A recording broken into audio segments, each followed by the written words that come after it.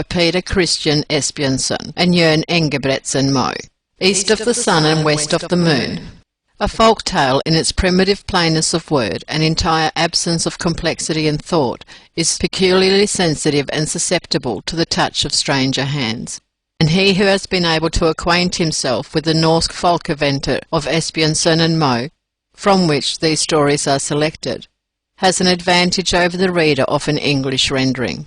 Of this advantage Mr. K. Nielsen has fully availed himself, and the exquisite bizarrerie of his drawings aptly expresses the innermost significance of the old world, old wives' fables. For to term these legends nursery tales would be to curtail them by 9/10 of their interest. They are the romances of the childhood of nations. They are the never-failing springs of sentiment, of sensation, of heroic example, from which primeval peoples drink their fill at will. The quaintness, the tenderness, the grotesque yet realistic intermingling of actuality with supernaturalism by which the original Norse folkeventure are characterized, will make an appeal to all, as represented in the pictures of K. Nielsen, and these imperishable traditions whose bases are among the very roots of all antiquity are here reincarnated in line and colour, to the delight of all who ever knew or now shall know them. Permission to reprint the stories in this book, which originally appeared in Sir G. W. Descent's Popular Tales from the Norse, has been obtained from Mr. George Rutledge and Sons Limited. The Three Princesses in the Blue Mountain is printed by arrangement with Mr. David Nutt, and Prince Lindworm is newly translated for this volume. East of the sun and west of the moon. Once on a time there was a poor husbandman who had so many children that he hadn't much of either food or clothing to give them. Pretty children they all were, but the prettiest was the youngest daughter, who was so lovely there was no end to her loveliness. So one day, 'twas on a Thursday evening, late at the fall of the year, the weather was so wild and rough outside, and it was so cruelly dark, and rain fell, and wind blew, till the walls of the cottage shook again. There they all sat round the fire, busy with this thing and that. But just then, all at once, something gave 3 taps on the window-pane. Then the father went out to see what was the matter, and when he got out of doors, what should he see but a great big white bear. "Good evening to you," said the white bear. "The same to you," said the man. "Will you give me your youngest daughter? If you will, I'll make you as rich as you are now poor," said the bear. Well, the man would not be at all sorry to be so rich, but still he thought he must have a bit of a talk with his daughter first. So he went in and told them how there was a great white bear waiting outside, who had given his word to make them so rich if he could only have the youngest daughter. The lassie said no outright.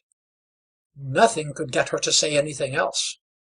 So the man went out and settled it with the white bear that he should come again the next Thursday evening and get an answer.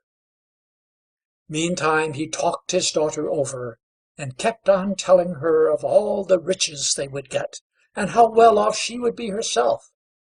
And so at last she thought better of it, and washed and mended her rags, made herself as smart as she could, and was ready to start.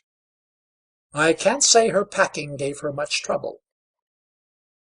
Next Thursday evening came the white bear to fetch her, and she got up on his back with her bundle, and off they went. So when they had gone a bit of the way, the white bear said, "Are you afraid?" No, she wasn't.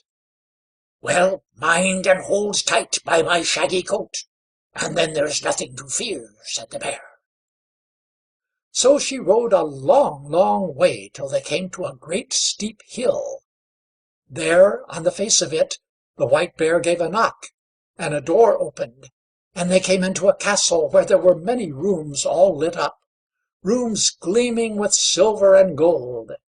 And there, too, was a table ready laid, and it was all as grand could be.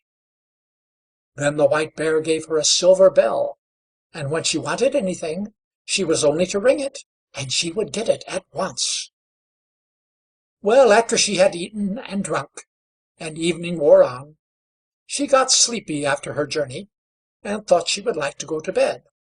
So she rang the bell, and she had scarce taken hold of it before she came into a chamber where there was a bed made as fair and white as any one would wish to sleep in, with silken pillows and curtains and gold fringe. All that was in the room was gold or silver. But when she had gone to bed and put out the light, a man came and laid himself alongside her.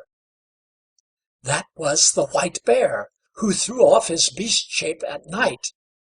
But she never saw him, for he always came after she had put out the light, and before the day dawned he was up and off again.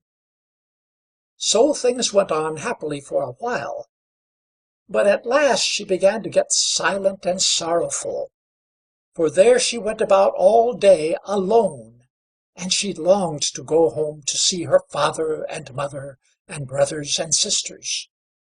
So one day when the White Bear asked what it was that she lacked, she said it was so dull and lonely there, and how she longed to go home to see her father and mother and brothers and sisters, and that was why she was so sad and sorrowful, because she couldn't get to them. "Well, well," said the Bear, "perhaps there's a cure for all this, but you must promise me one thing, not to talk alone with your mother, but only when the rest are by to hear. For she'll take you by the hand and try to lead you into a room alone to talk. But you must mind and not do that, else you'll bring bad luck on both of us." So one Sunday the White Bear came and said now they could set off to see her father and mother. Well, off they started, she sitting on his back, and they went far and long. At last they came to a grand house, and there her brothers and sisters were running about out of doors at play, and everything was so pretty 'twas a joy to see. "This is where your father and mother live now," said the White Bear, "but don't forget what I told you, else you'll make us both unlucky." No, bless her, she'd not forget. And when she had reached the house, the White Bear turned right about and left her. Then when she went in to see her father and mother, there was such joy there was no end to it. None of them thought they could thank her enough for all she had done for them. Now they had everything they wished, as good could be, and they all wanted to know how she got on where she lived. Well, she said it was very good to live where she did. She had all she wished. What she said beside I don't know, but I don't think any of them had the right end of the stick, or that they got much out of her. But so in the afternoon, after they had done dinner, all happened as the White Bear had said. Her mother wanted to talk with her alone in her bedroom. But she minded what the White Bear had said, and wouldn't go upstairs. "Oh, what we have to talk about will keep," she said, and put her mother off. But somehow or other her mother got round her at last, and she had to tell her the whole story. So she said how every night when she had gone to bed, a man came and lay down beside her as soon as she had put out the light, and how she never saw him, because he was always up and away before the morning dawned, and how she went about woeful and sorrowing, for she thought she should so like to see him, and how all day long she walked about there alone, and how dull and dreary and lonesome it was. "My," said her mother, "it may well be a troll you slept with. But now I'll teach you a lesson how to set eyes on him. I'll give you a bit of candle, which you can carry home in your bosom. Just light that while he is asleep, but take care not to drop the tallow on him." Yes, she took the candle and hid it in her bosom, and as night drew on, the White Bear came and fetched her away. But when they had gone a bit of the way, the White Bear asked if all hadn't happened as he had said. Well, she couldn't say it hadn't. "Now mind," said he, "if you have listened to your mother's advice, you have brought bad luck on us both, and then all that has passed between us will be as nothing." No, she said, she hadn't listened to her mother's advice. So when she reached home and had gone to bed, it was the old story over again. There came a man and lay down beside her. But at dead of night, when she heard he slept, she got up and struck a light, lit the candle, and let the light shine on him. And so she saw that he was the loveliest prince one ever set eyes on, and she fell so deep in love with him on the spot that she thought she couldn't live if she didn't give him a kiss there and then. And so she did. But as she kissed him, she dropped 3 hot drops of tallow on his shirt, and he woke up. "What have you done?" he cried. "Now you have made us both unlucky, for had you held out only this 1 year, I had been freed. For I have a stepmother who has bewitched me, so that I am a white bear by day and a man by night. But now all ties are snapped between us. Now I must set off from you to her. She lives in a castle which stands east of the sun and west of the moon. And there, too, is a princess with a nose 3 ells long, and she's the wife I must have now." She wept and took it ill, but there was no help for it. Go he must. Then she asked if she mightn't go with him. No, she mightn't. "Tell me the way," she said, "and I'll search you out. That surely I may get leave to do."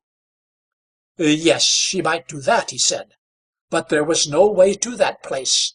It lay east of the sun and west of the moon, and thither she'd never find her way. So next morning when she woke up, both prince and castle were gone. And then she lay on a little green patch in the midst of the gloomy thick wood, and by her side lay the same bundle of rags she had brought with her from her old home.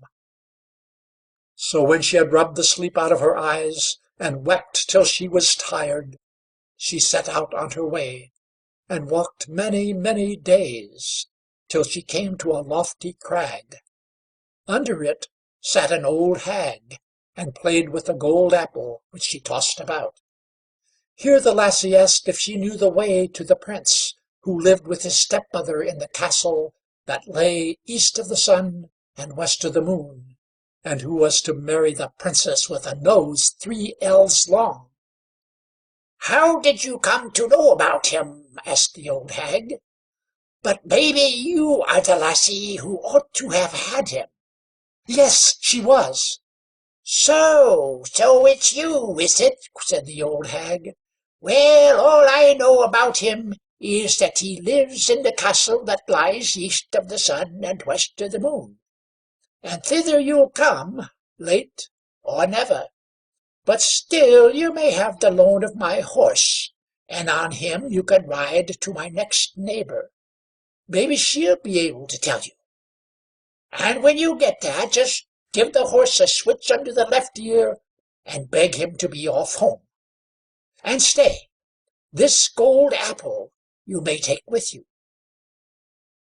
So she got upon the horse, and rode a long, long time, till she came to another crag, under which sat another old hag, with a gold carding comb.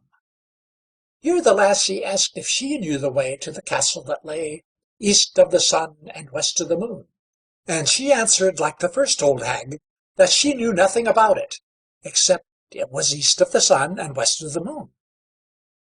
"And thither you'll come, late or never, but you shall have the loan of my horse to my next neighbor. Maybe she'll tell you all about it. And when you get there, just switch the horse under the left ear, and beg him to be off home." And this old hag gave her the golden carding comb. It might be she'd find some use for it, she said. So the lassie got up on the horse, and rode a far, far way, and a weary time. and so at last she came to another great crag, under which sat another old hag, spinning with a golden spinning wheel. Her, too, she asked if she knew the way to the prince, and where the castle was that lay east of the sun and west of the moon. So it was the same thing over again. "Maybe it's you who ought to have had the prince," said the old hag. Yes, it was.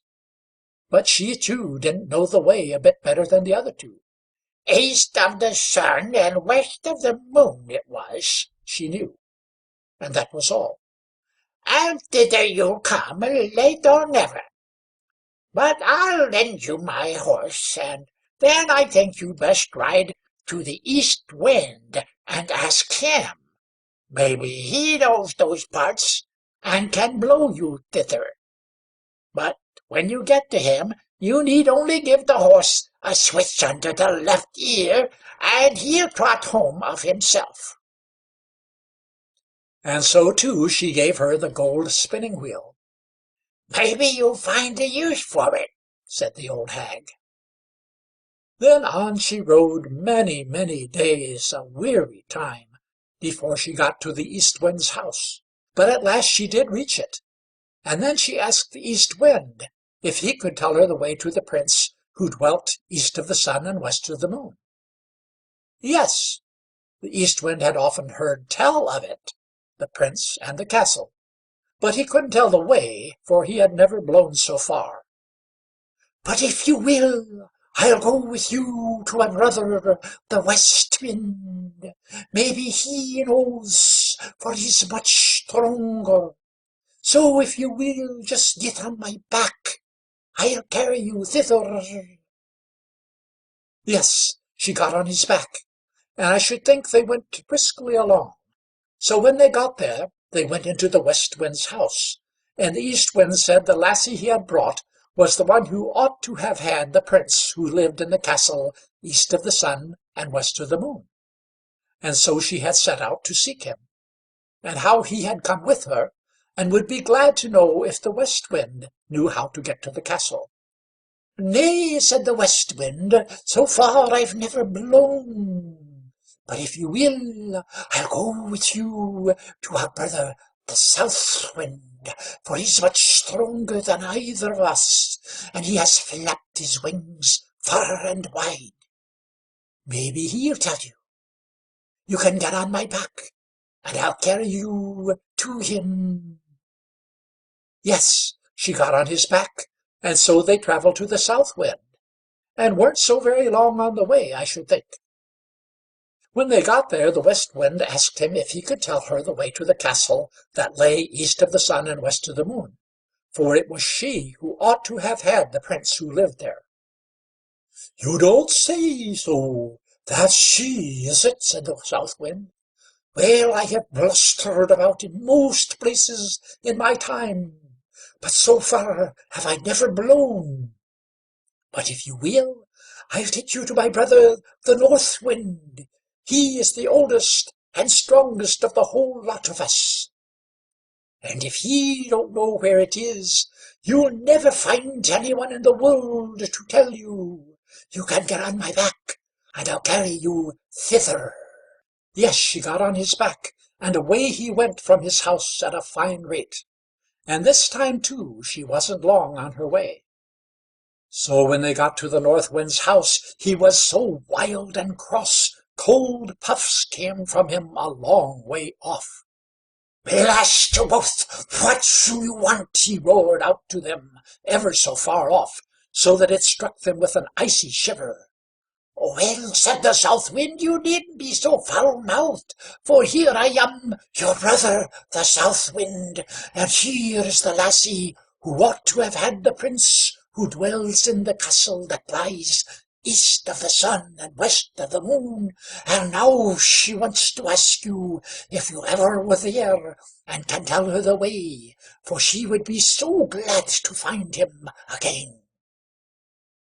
"Yes, I know well enough where it is," said the North Wind. "Once in my life I blew an aspen leaf thither, but I was so tired I couldn't blow a puff for ever so many days after.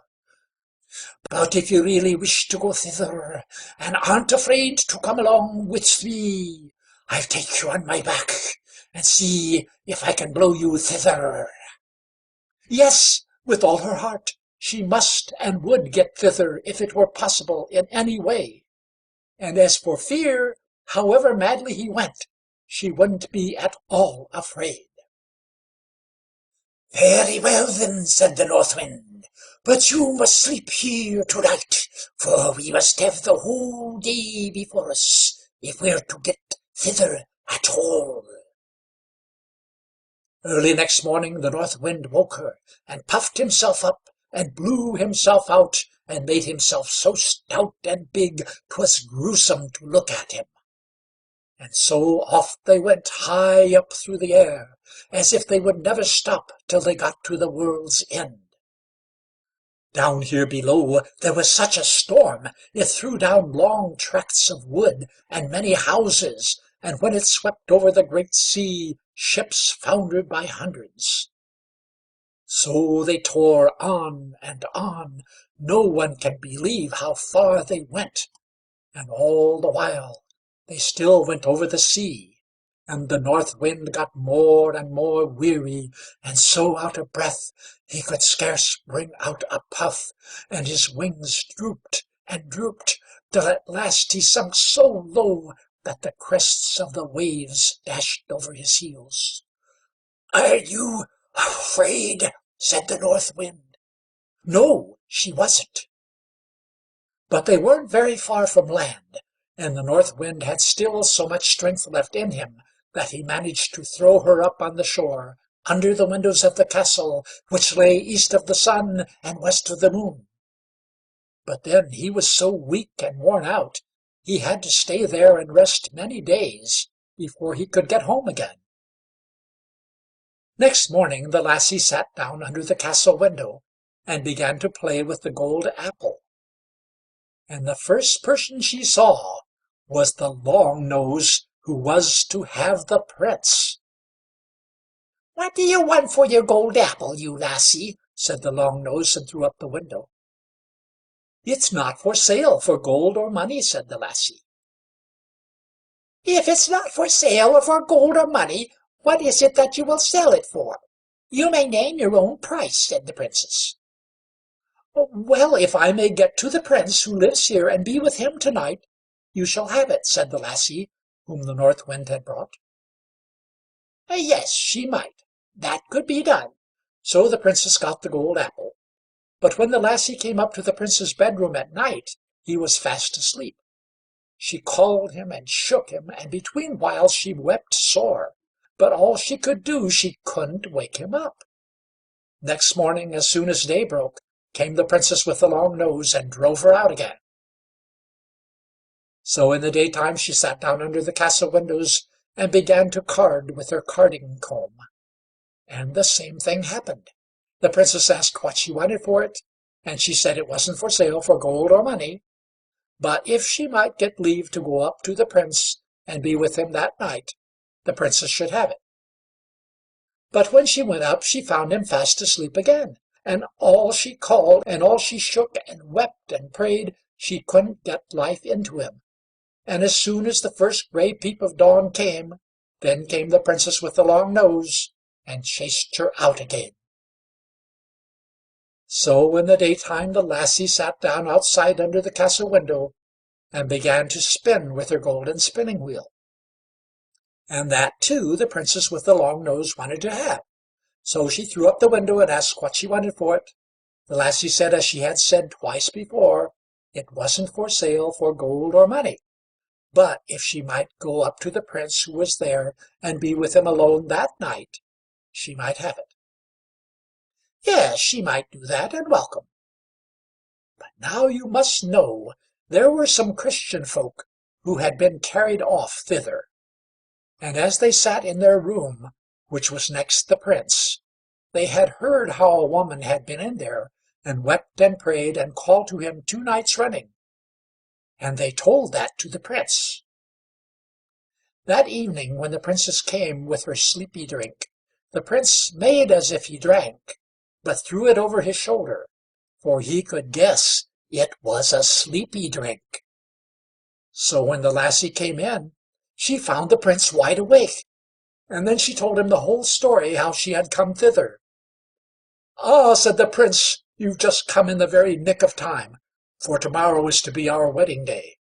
But now I won't have the long nose, and you are the only woman in the world who can set me free.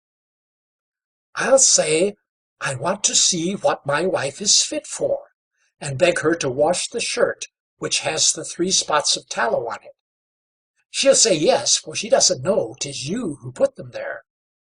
But that's a work only for Christian folk, and not for such a pack of trolls, and so I'll say that I won't have any other for my bride than the woman who can wash them out, and ask you to do it." So there was great joy and love between them all that night. But next day, when the wedding was to be, the Prince said, "First of all, I'd like to see what my bride is fit for." "Yes," said the stepmother, with all her heart. "Well," said the Prince, "I've got a fine shirt which I'd like for my wedding shirt, but somehow or other it has got 3 spots of tallow on it, which I must have washed out, and I have sworn never to take any other bride than the woman who's able to do that. If she can't, she's not worth having." Well, that was no great thing, they said, so they agreed. And she with the long nose began to wash away as hard as she could. But the more she rubbed and scrubbed, the bigger the spots grew. "Ah," said the old hag, her mother, "you can't wash. Let me try."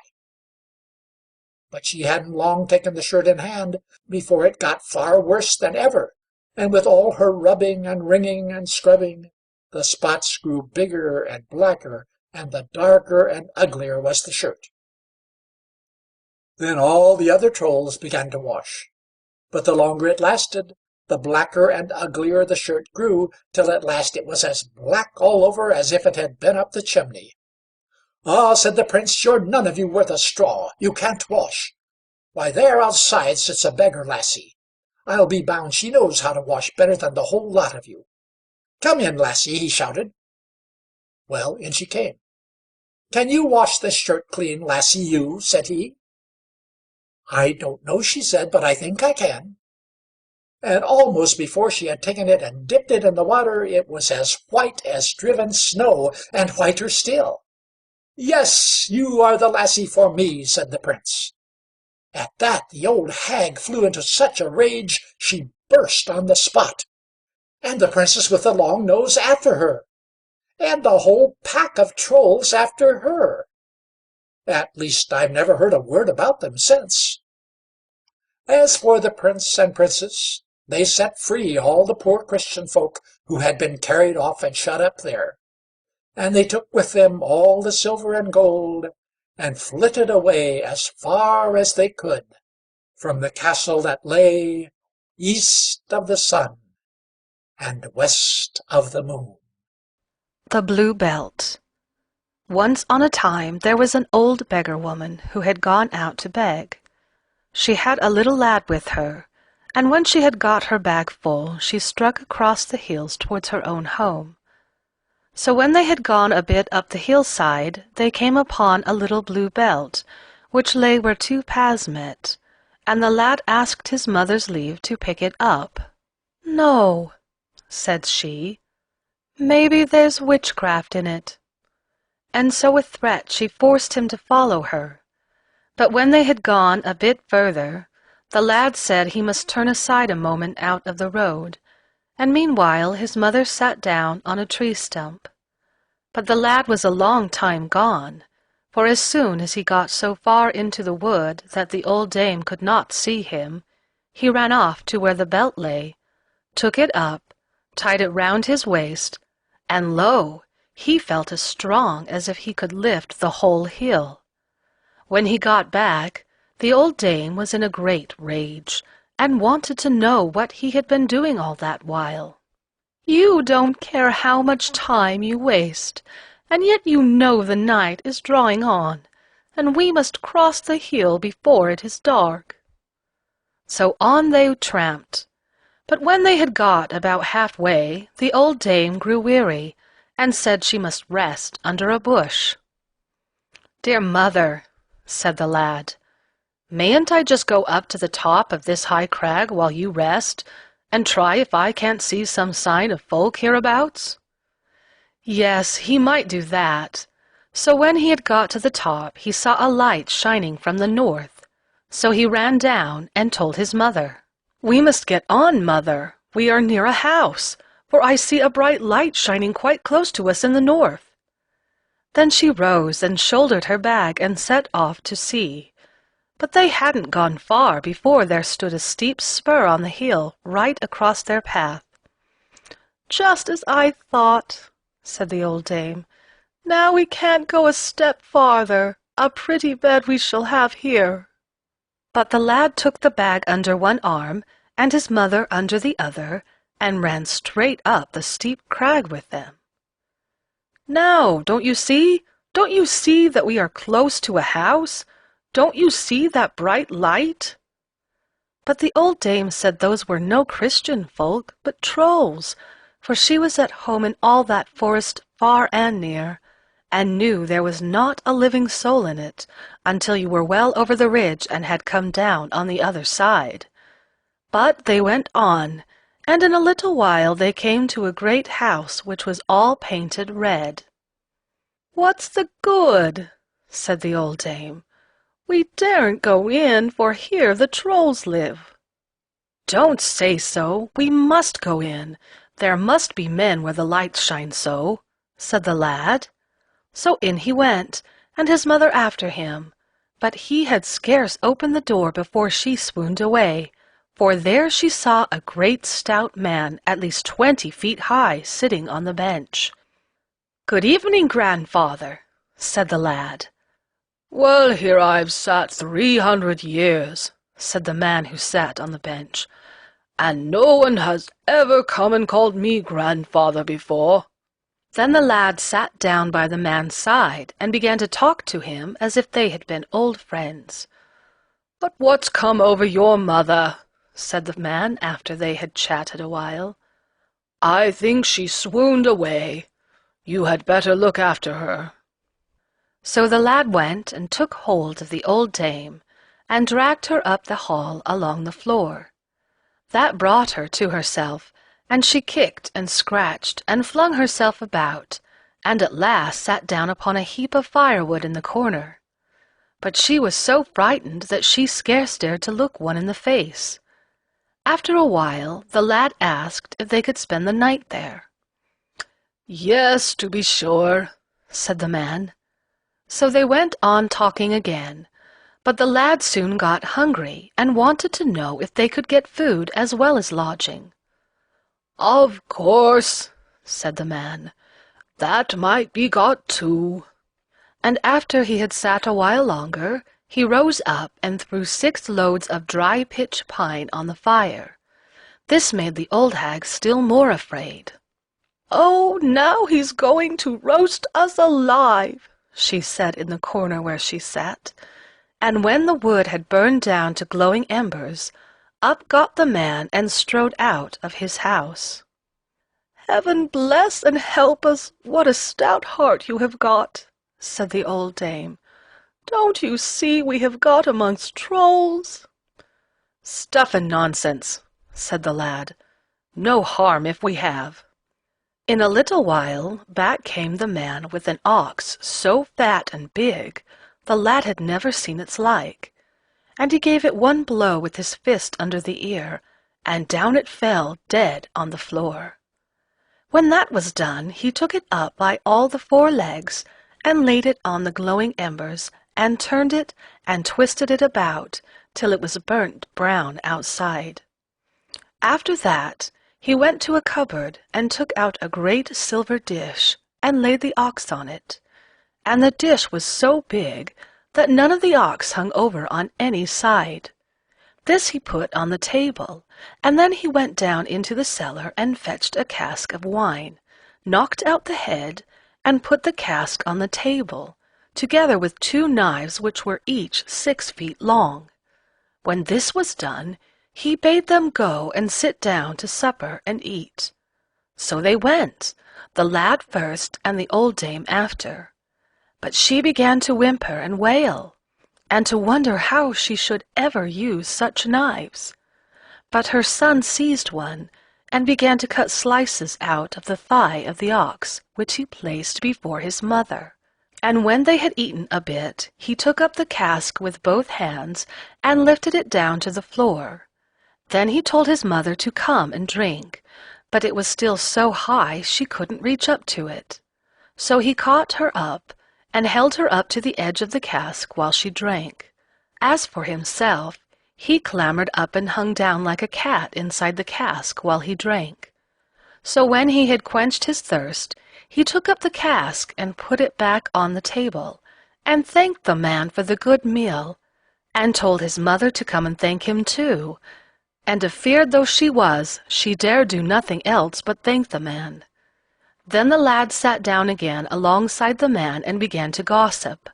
And after they had sat a while, the man said, "Well, I must just go and get a bit of supper too."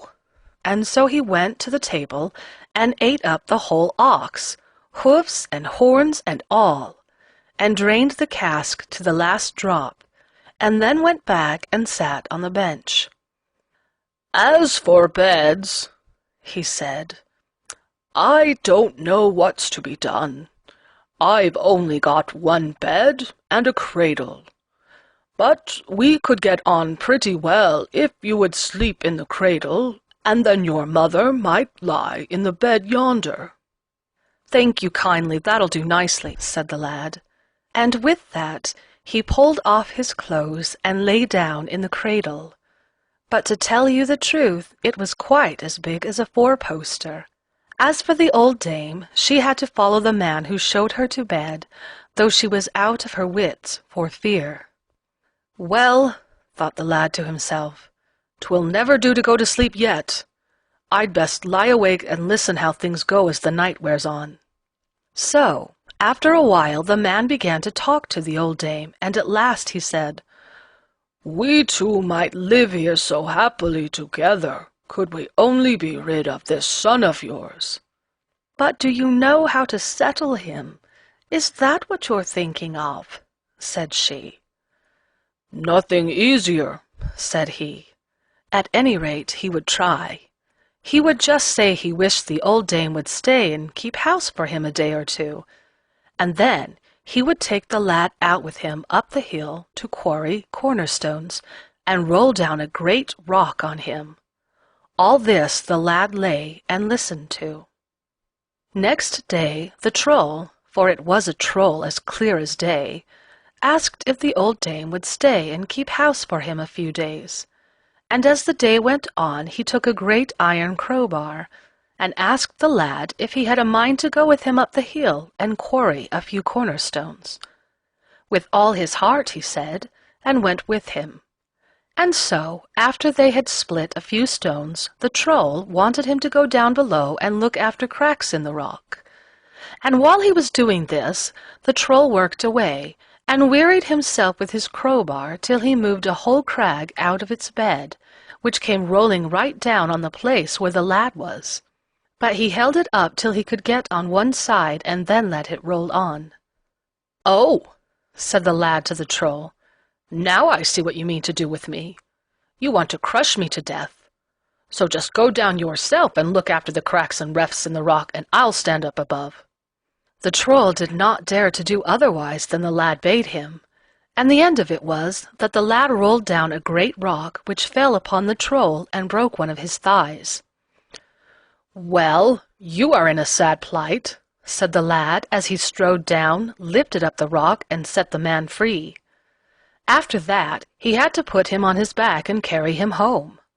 So he ran with him as fast as a horse, and shook him so that the troll screamed and screeched as if a knife were run into him. And when he got home, they had to put the troll to bed, and there he lay in a sad pickle. When the night wore on, the troll began to talk to the old dame again, and to wonder how ever they could be rid of the lad. "Well," said the old dame, "if you can't hit on a plan to get rid of him, I'm sure I can't." "Let me see," said the troll. "I've got 12 lions in a garden, If they could only get hold of the lad, they'd soon tear him to pieces." So the old dame said it would be easy enough to get him there. She would sham sick, and say she felt so poorly nothing would do her any good but lion's milk. All that the lad lay and listened to. And when he got up in the morning, his mother said she was worse than she looked, and she thought she should never be right again unless she could get some lion's milk. "Then I'm afraid you'll be poorly a long time, mother," said the lad, "for I'm sure I don't know where any is to be got." "Oh, if that be all," said the Troll, "there's no lack of lion's milk if we only had the man to fetch it."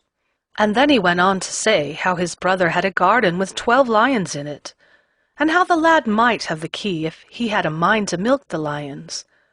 So the lad took the key and a milking pail and strode off. And when he unlocked the gate and got into the garden, there stood all the 12 lions on their hind paws, rampant and roaring at him. But the lad laid hold of the biggest, and led him about by the forepaws, and dashed him against stalks and stones till there wasn't a bit of him left but the 2 paws. So when the rest saw that, they were so afraid that they crept up and lay at his feet like so many curs.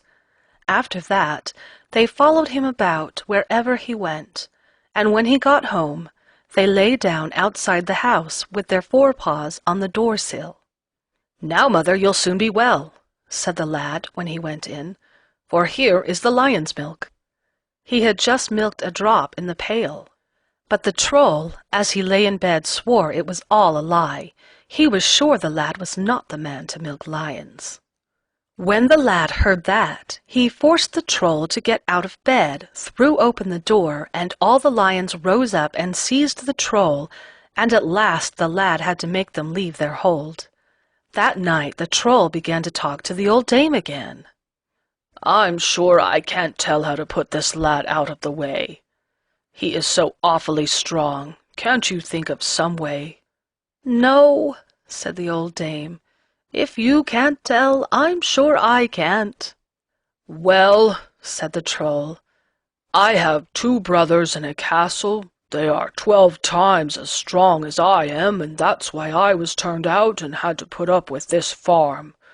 They hold that castle, and round it there is an orchard with apples in it, and whoever eats those apples sleeps for 3 days and 3 nights. If we could only get the lad to go for the fruit, he wouldn't be able to keep from tasting the apples, and as soon as ever he fell asleep, my brothers would tear him in pieces." The old dame said she would sham sick, and say she could never be herself again unless she tasted those apples, for she had set her heart on them. All this the lad lay and listened to. When the morning came, the old dame was so poorly that she couldn't utter a word but groans and sighs. She was sure she should never be well again, unless she had some of those apples that grew in the orchard near the castle where the man's brothers lived. Only she had no one to send for them. Oh, the lad was ready to go that instant, but the 11 lions went with him. So when he came to the orchard, he climbed up into the apple tree and ate as many apples as he could, and he had scarce got down before he fell into a deep sleep. But the lions all lay round him in a ring. The 3rd day came the Troll's brothers, but they did not come in man-shape. They came snorting like man-eating steeds, and wondered who it was that dared to be there, and said they would tear him to pieces so small that there should not be a bit of him left.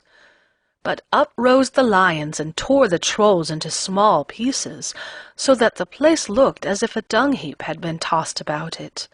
And when they had finished the Trolls, they lay down again. The lad did not wake till late in the afternoon, and when he got on his knees and rubbed the sleep out of his eyes, he began to wonder what had been going on, when he saw the marks of hooves. But when he went towards the castle, a maiden looked out of a window who had seen all that had happened, and she said, "You may thank your stars you weren't in that tussle, else you must have lost your life." "What? I lose my life? No fear of that, I think," said the lad. So she begged him to come in, that she might talk with him, for she hadn't seen a Christian soul ever since she came there. But when she opened the door, the lions wanted to go in too, but she got so frightened that she began to scream, and so the lad let them lie outside. Then the two talked and talked, and the lad asked how it came that she, who was so lovely, could put up with those ugly trolls. She never wished it, she said. 'Twas quite against her will. They had seized her by force, and she was the king of Arabia's daughter. So they talked on, and at last she asked him what he would do, whether she should go back home, or whether he would have her to wife. Of course he would have her, and she shouldn't go home. After that they went round the castle, and at last they came to a great hall where the troll's two great swords hung high up on the wall. "I wonder if you are man enough to wield one of these," said the princess. "Who, I?" said the lad. "'Twould be a pretty thing if I couldn't wield one of these."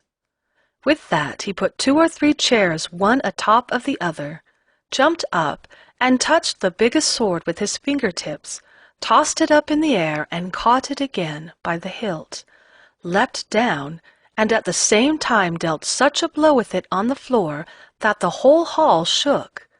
After he had thus got down, he thrust the sword under his arm and carried it about with him.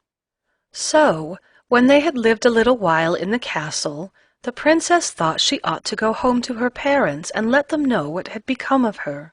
So they loaded a ship, and she set sail from the castle. After she had gone, and the lad had wandered about a little, he called to mind that he had been sent out on an errand thither, and had come to fetch something for his mother's health, and though he said to himself, "After all, the old dame was not so bad, but she's all right by this time," still he thought he ought to go and just see how she was. So he went and found both the man and his mother quite fresh and hearty.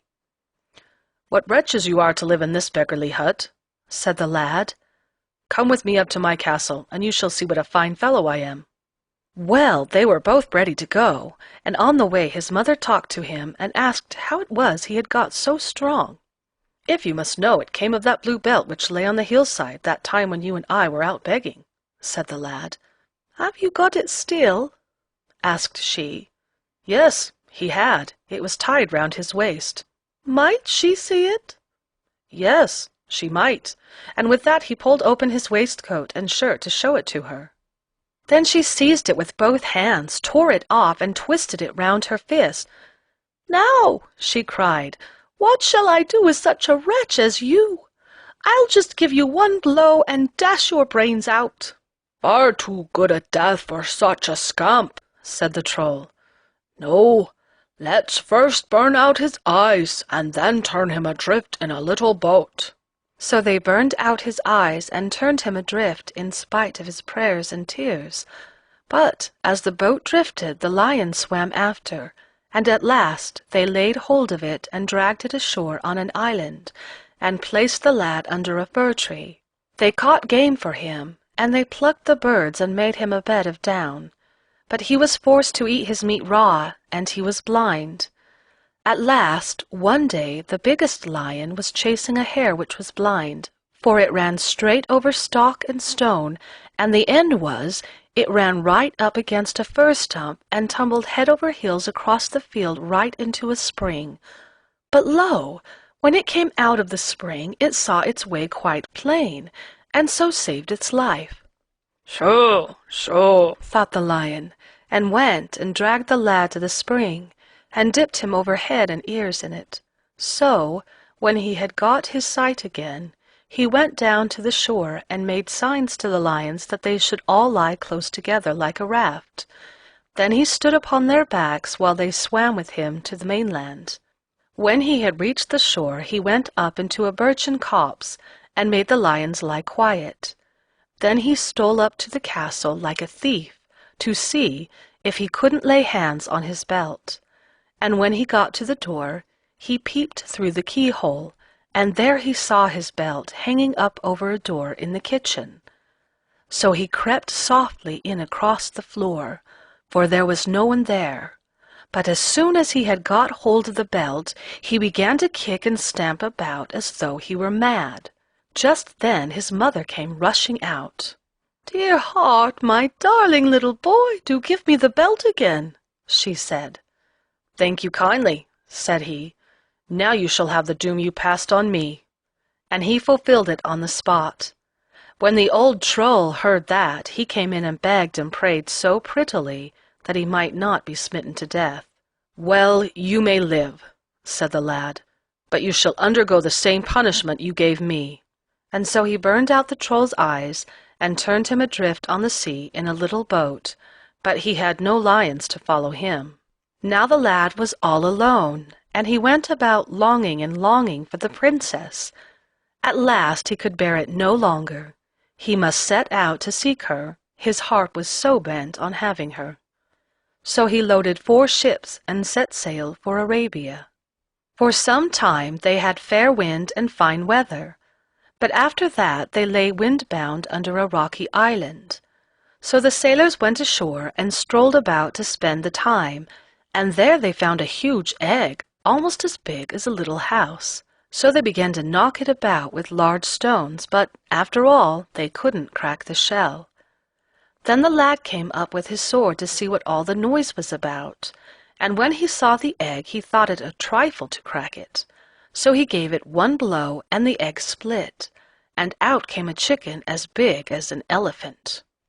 "Now we have done wrong," said the lad. "This can cost us all our lives." And then he asked his sailors if they were men enough to sail to Arabia in 24 hours if they got a fine breeze. Yes, they were good to do that, they said. So they set sail with a fine breeze and got to Arabia in 23 hours. As soon as they landed, the lad ordered all the sailors to go and bury themselves up to the eyes in a sandhill, so that they could barely see the ships. The lad and the captains climbed a high crag and sat down under a fir. In a little while came a great bird flying with an island in its claws, and let it fall down on the fleet and sunk every ship. After it had done that, it flew up to the sandhill and flapped its wings, so that the wind nearly took off the heads of the sailors, and it flew past the fir with such force that it turned the lad right about. But he was ready with his sword, and gave the bird one blow and brought it down dead. After that he went to the town, where everyone was glad because the king had got his daughter back. But now the king had hidden her away somewhere himself, and promised her hand as a reward to anyone who could find her, and this though she was betrothed before. Now as the lad went along, he met a man who had white bearskins for sale. So he bought one of the hides and put it on. And one of the captains was to take an iron chain and lead him about, and so he went into the town and began to play pranks. At last the news came to the king's ears that there never had been such fun in the town before, for here was a white bear that danced and cut capers just as it was bid. So a messenger came to say the bear must come to the castle at once, for the king wanted to see its tricks. So when it got to the castle, everyone was afraid, for such a beast they had never seen before. But the captain said there was no danger unless they laughed at it. They mustn't do that, else it would tear them to pieces. When the king heard that, he warned all the court not to laugh. But while the fun was going on, in came one of the king's maids, and began to laugh and make game of the bear, and the bear flew at her and tore her, so that there was scarce a rag of her left. Then all the court began to bewail, and the captain most of all. "Stuff and nonsense," said the king. "She's only a maid. Besides, it's more my affair than yours." When the show was over, it was late at night. "It's no good your going away when it's so late," said the king. "The bear had best sleep here." "Perhaps it might sleep in the ingle by the kitchen fire," said the captain. "Nay," said the king, "it shall sleep up here, and it shall have pillows and cushions to sleep on." So a whole heap of pillows and cushions was brought, and the captain had a bed in a side room. But at midnight the king came with a lamp in his hand, and a big bunch of keys, and carried off the white bear. He passed along gallery after gallery, through doors and rooms, upstairs and downstairs, till at last he came to a pier which ran out into the sea. Then the king began to pull and haul at posts and pins, this one up and that one down, till at last a little house floated up to the water's edge. There he kept his daughter, for she was so dear to him that he had hid her, so that no one could find her out. He left the white bear outside while he went in, and told her how it had danced and played its pranks. She said she was afraid and dared not look at it. But he talked her over, saying there was no danger if she only wouldn't laugh. So they brought the bear in and locked the door, and it danced and played its tricks. But just when the fun was at its height, the princess's maid began to laugh. Then the lad flew at her and tore her to bits, and the princess began to cry and sob. "Stuff and nonsense!" cried the king. "All this fuss about a maid! I'll get you just as good a one again. But now I think the bear had best stay here till morning, for I don't care to have to go and lead it along all those galleries and stairs at this time of night." "Well," said the princess, "if it sleeps here, I'm sure I won't." Illustration: The Lad in the Bearskin and the King of Arabia's Daughter. But just then the bear curled himself up and lay down by the stove, and it was settled at last that the princess should sleep there too, with the light burning. But as soon as the king had well gone, the white bear came and begged her to undo his collar. The princess was so scared she almost swooned away. But she felt about till she found the collar, and she had scarce undone it before the bear pulled his head off. Then she knew him again, and was so glad there was no end to her joy, and she wanted to tell her father at once that her deliverer was come. But the lad would not hear of it. He would earn her once more, he said. So in the morning, when they heard the king rattling at the posts outside, the lad drew on the hide and lay down by the stove. "Well, has it lain still?" the king asked. "I should think so," said the princess. "It hasn't so much as turned or stretched itself once." When they got up to the castle again, the captain took the bear and led it away, and then the lad threw off the hide and went to a tailor and ordered clothes fit for a prince. And when they were fitted on, he went to the king and said he wanted to find the princess. "You're not the first who has wished the same thing," said the king, "but they have all lost their lives, for if anyone who tries can't find her in 24 hours, his life is forfeited." Yes, the lad knew all that. Still, he wished to try, and if he couldn't find her, 'twas his lookout. Now in the castle there was a band that played sweet tunes, and there were fair maids to dance with, and so the lad danced away.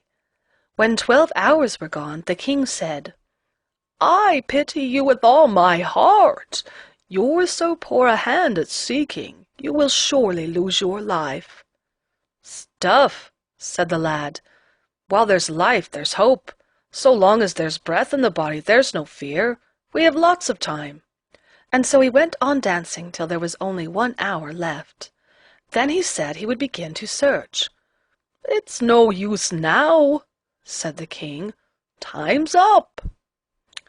"Light your lamp. Out with your big bunch of keys," said the lad, "and follow me whither I wish to go. There is still a whole hour left." So the lad went the same way which the king had led him the night before, and he bade the king unlock door after door, till they came down to the pier which ran out into the sea. "It's all no use, I tell you," said the king. "Time's up, and this will only lead you right out into the sea." "Still 5 minutes more," said the lad, as he pulled and pushed at the posts and pins, and the house floated up. "Now the time is up," bawled the king. "Come hither, headsman, and take off his head." "Nay, nay," said the lad. "Stop a bit, there are still 3 minutes. Out with the key, and let me get into this house." But there stood the king, and fumbled with his keys to draw out the time. At last he said he hadn't any key. "Well, if you haven't, I have," said the lad, as he gave the door such a kick that it flew to splinters inwards on the floor. At the door the princess met him, and told her father this was her deliverer, on whom her heart was set. So she had him, and this was how the beggar boy came to marry the daughter of the King of Arabia. Prince Lindworm. Once upon a time there was a fine young king who was married to the loveliest of queens. They were exceedingly happy, all but for one thing. They had no children, and this often made them both sad, because the queen wanted a dear little child to play with, and the king wanted an heir to the kingdom. One day the queen went out for a walk by herself, and she met an ugly old woman. The old woman was just like a witch, but she was a nice kind of witch, not the cantankerous sort. She said, "Why do you look so doleful, pretty lady?" "It's no use my telling you," answered the queen. "Nobody in the world can help me." "Oh, you never know," said the old woman. "Just you let me hear what your trouble is, and maybe I can put things right." "My dear woman, how can you?" said the queen, and she told her, "The king and I have no children. That's why I am so distressed." "Well, you needn't be," said the old witch. "I can set that right in a twinkling if only you will do exactly as I tell you. Listen. Tonight, at sunset, take a little drinking cup with 2 ears, that is, handles, and put it bottom upwards on the ground in the northwest corner of your garden. Then go and lift it up tomorrow morning at sunrise, and you will find 2 roses underneath it, 1 red and 1 white. If you eat the red rose, a little boy will be born to you. If you eat the white rose, a little girl will be sent. But whatever you do, you mustn't eat both the roses, or you'll be sorry. That I warn you. Only one, remember that." "Thank you 1,000 times," said the queen. "This is good news indeed." And she wanted to give the old woman her gold ring, but the old woman wouldn't take it. So the queen went home and did as she had been told, and next morning at sunrise she stole out into the garden and lifted up the little drinking cup. She was surprised, for indeed she had hardly expected to see anything. But there were the 2 roses underneath it, 1 red and 1 white, and now she was dreadfully puzzled, for she did not know which to choose. "If I choose the red one," she thought, "and I have a little boy, he may grow up and go to the wars and get killed. But if I choose the white one and have a little girl, she will stay at home a while with us, but later on she will get married and go away and leave us. So whichever it is, we may be left with no child after all." However, at last she decided on the white rose, and she ate it, and it tasted so sweet that she took and ate the red one too, without ever remembering the old woman's solemn warning.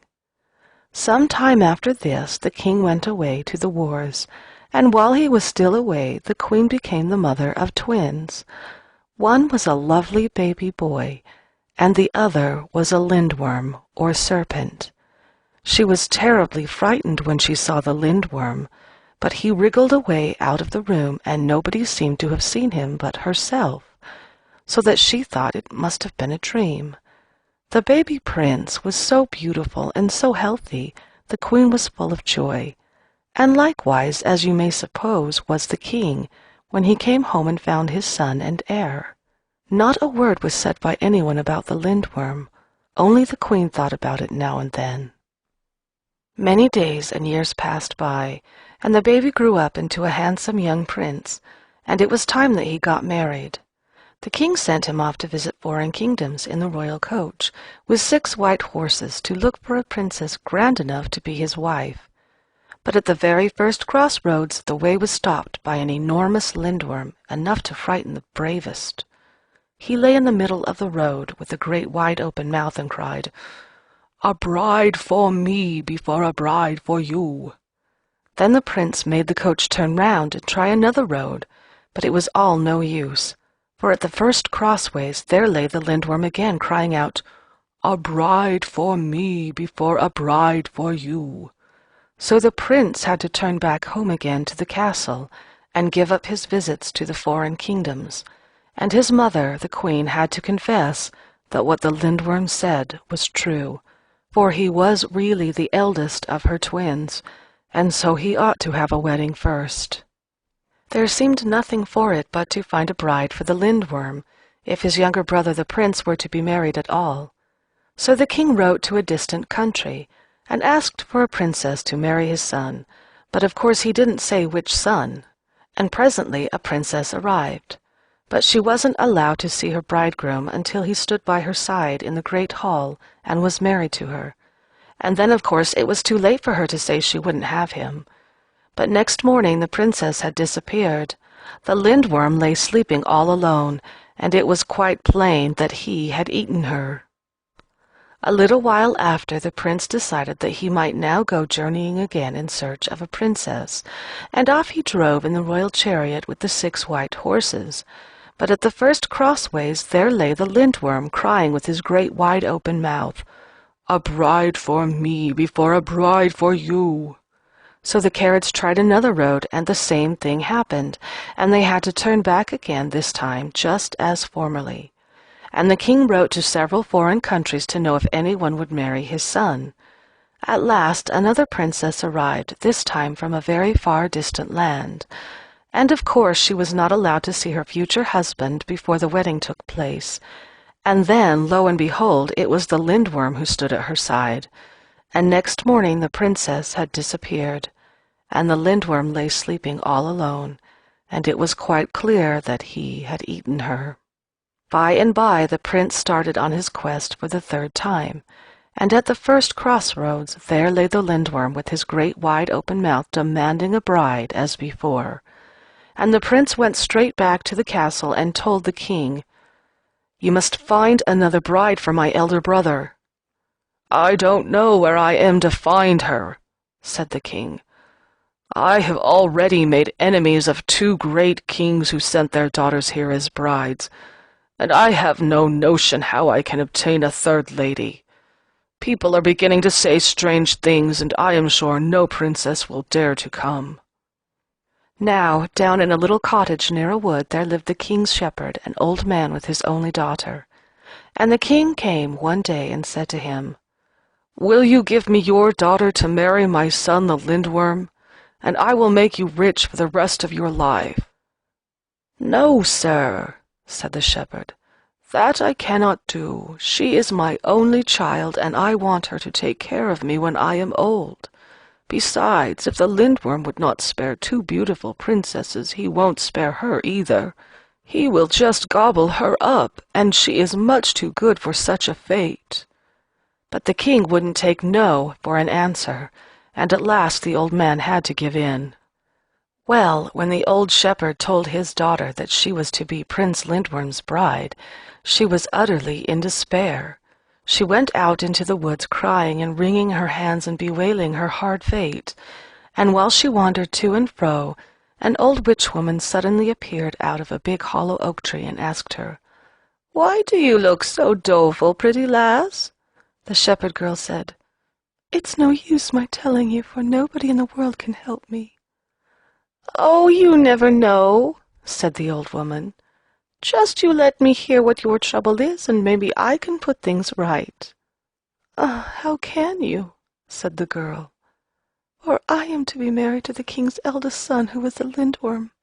He has already married 2 beautiful princesses, and devoured them, and he will eat me too. No wonder I am distressed." "Well, you needn't be," said the witch-woman.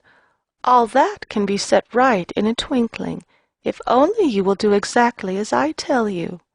So the girl said she would.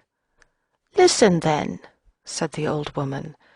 After the marriage ceremony is over, and when it is time for you to retire to rest, you must ask to be dressed in 10 snow-white shifts, and you must then ask for a tub full of lye, that is, washing water prepared with wood ashes, and a tub full of fresh milk, and as many whips as a boy can carry in his arms, and have all these brought into your bedchamber. Then, when the lindworm tells you to shed a shift, do you bid him slough a skin, and when all his skins are off you must dip the whips in the lye and whip him. Next you must wash him in the fresh milk, and lastly you must take him and hold him in your arms, if it's only for 1 moment." "The last is the worst notion. Ugh!" said the shepherd's daughter, and she shuddered at the thought of holding the cold, slimy, scaly lindworm.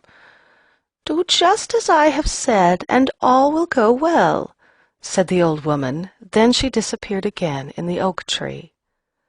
When the wedding day arrived, the girl was fetched in the royal chariot with the 6 white horses, and taken to the castle to be decked as a bride, and she asked for 10 snow-white shifts to be brought her, and the tub of lye, and the tub of milk, and as many whips as a boy could carry in his arms. The ladies and courtiers in the castle thought, of course, that this was some bit of peasant superstition, all rubbish and nonsense. But the king said, "Let her have whatever she asks for." She was then arrayed in the most wonderful robes, and looked the loveliest of brides. She was led to the hall where the wedding ceremony was to take place, and she saw the lindworm for the first time as he came in and stood by her side. So they were married, and a great wedding feast was held, a banquet fit for the son of a king. Illustration: she saw the lindworm for the first time as he came in and stood by her side. When the feast was over, the bridegroom and bride were conducted to their apartment with music and torches and a great procession. As soon as the door was shut, the lindworm turned to her and said, "Fair maiden, shed a shift." The shepherd's daughter answered him, "Prince Lindworm, slough a skin." "No one has ever dared tell me to do that before," said he. "But I command you to do it now," said she. Then he began to moan and wriggle, and in a few minutes a long snake-skin lay upon the floor beside him. The girl drew off her first shift and spread it on top of the skin. The lindworm said again to her, "Fair maiden, shed a shift." The shepherd's daughter answered him, "Prince Lindworm, slough a skin." "No one has ever dared tell me to do that before," said he. "But I command you to do it now," said she. Then with groans and moans he cast off the second skin, and she covered it with her second shift. The lindworm said for the 3rd time, "Fair maiden, shed a shift." The shepherd's daughter answered him again, "Prince Lindworm, slough a skin." "No one has ever dared tell me to do that before," said he, and his little eyes rolled furiously. But the girl was not afraid, and once more she commanded him to do as she bade. And so this went on until 9 lindworm skins were lying on the floor, each of them covered with a snow-white shift. And there was nothing left of the lindworm but a huge thick mass, most horrible to see. Then the girl seized the whips, dipped them in the lye, and whipped him as hard as ever she could. Next she bathed him all over in the fresh milk. Lastly she dragged him onto the bed and put her arms round him, and she fell fast asleep that very moment. Next morning very early the king and the courtiers came and peeped in through the keyhole. They wanted to know what had become of the girl, but none of them dared enter the room. However, in the end, growing bolder, they opened the door a tiny bit, and there they saw the girl, all fresh and rosy, and beside her lay no lindworm, but the handsomest prince that anyone could wish to see. The king ran out and fetched the queen, and after that there were such rejoicings in the castle as never were known before or since. The wedding took place all over again, much finer than the first, with festivals and banquets and merrymakings for days and weeks. No bride was ever so beloved by a king and queen as this peasant maid from the shepherd's cottage. There was no end to their love and their kindness towards her, because, by her sense and her calmness and her courage, She had saved their son, Prince Lindworm. The Lassie and her godmother. Once on a time a poor couple lived far, far away in a great wood. The wife was brought to bed and had a pretty girl, but they were so poor that they did not know how to get the babe christened, for they had no money to pay the parson's fees. So one day the father went out to see if he could find anyone who was willing to stand for the child and pay the fees. But though he walked about the whole day from one house to another, and though all said they were willing enough to stand, no one thought himself bound to pay the fees. Now, when he was going home again, a lovely lady met him, dressed so fine, and she looked so thoroughly good and kind. She offered to get the babe christened, but after that, she said, she must keep it for her own. The husband answered he must first ask his wife what she wished to do, but when he got home and told his story, the wife said right out, no. Next day the man went out again, but no one would stand if they had to pay the fees, and though he begged and prayed, he could get no help. And again, as he went home, towards evening the same lovely lady met him, who looked so sweet and good, and she made him the same offer. So he told his wife again how he had fared, and this time she said, if he couldn't get anyone to stand for his babe next day, they must just let the lady have her way, since she seemed so kind and good. The third day the man went about, but he couldn't get anyone to stand, and so when towards evening he met the kind lady again, he gave his word she should have the babe if she would only get it christened at the font. So next morning she came to the place where the man lived, followed by 2 men to stand godfathers, took the babe and carried it to the church, and there it was christened. After that she took it to her own house, and there the little girl lived with her several years, and her foster mother was always kind and friendly to her. Now when the lassie had grown to be big enough to know right and wrong, her foster mother got ready to go on a journey. You have my leave, she said, to go all over the house, except those rooms which I shew you. And when she had said that, away she went. But the lassie could not forbear just to open one of the doors a little bit when, pop, out flew a star. When her foster mother came back, she was very vexed to find that the star had flown out, and she got very angry with her foster daughter and threatened to send her away.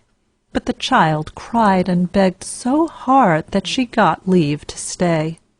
Now, after a while, the foster mother had to go on another journey, and before she went, she forbade the lassie to go into those 2 rooms into which she had never been. She promised to beware, but when she was left alone, she began to think and to wonder what there could be in the 2nd room, and at last she could not help setting the door a little ajar, just to peep in, when, pop, out flew the moon. When her foster mother came home and found the moon let out, she was very downcast and said to the lassie she must go away. She could not stay with her any longer. But the lassie wept so bitterly and prayed so heartily for forgiveness that this time, too, she got leave to stay. Some time after, the foster mother had to go away again, and she charged the lassie, who by this time was half grown up, most earnestly that she mustn't try to go into or to peep into the 3rd room. But when her foster mother had been gone some time, and the lassie was weary of walking about alone, all at once she thought, "Dear me, what fun it would be just to peep a little into that 3rd room." Then she thought she mustn't do it for her foster mother's sake. But when the bad thought came the 2nd time, she could hold out no longer. Come what might, she must and would look into the room. So she just opened the door a tiny bit, when, pop, out flew the sun. But when her foster mother came back and saw that the sun had flown away, she was cut to the heart and said, now there was no help for it. The lassie must and should go away. She couldn't hear of her staying any longer. Now the lassie cried her eyes out and begged and prayed so prettily but it was all no good. "Nay, but I must punish you," said her foster-mother. "But you may have your choice, either to be the loveliest woman in the world, and not be able to speak, or to keep your speech, and to be the ugliest of all women. But away from me you must go." And the lassie said, "I would sooner be lovely." So she became all at once wondrous fair, but from that day forth she was dumb. So when she went away from her foster-mother, she walked and wandered through a great, great wood. But the farther she went, the farther off the end seemed to be.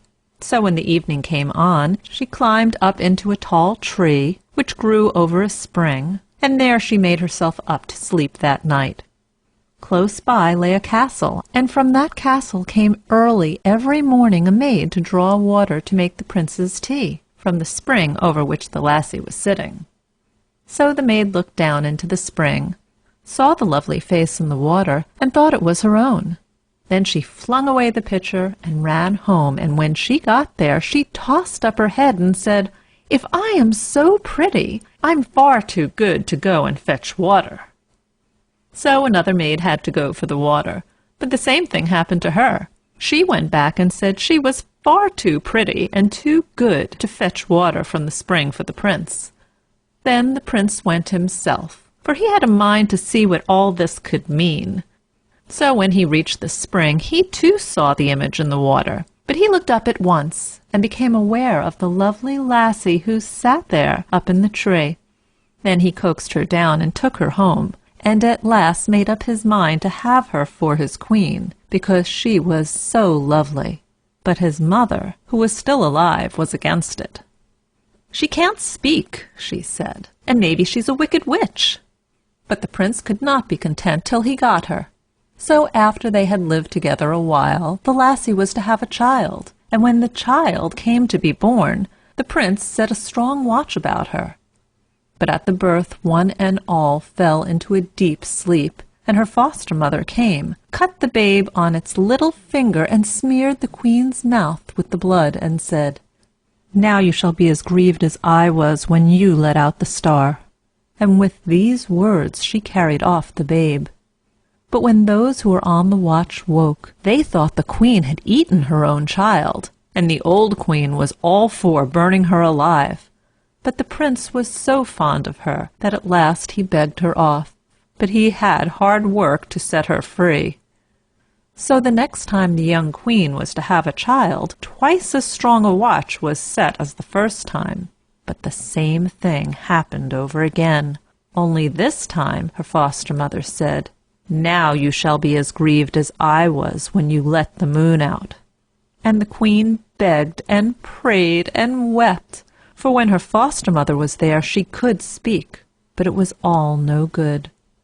And now the old queen said she must be burnt, but the prince found means to beg her off. But when the third child was to be born, a watch was set 3 times as strong as the first.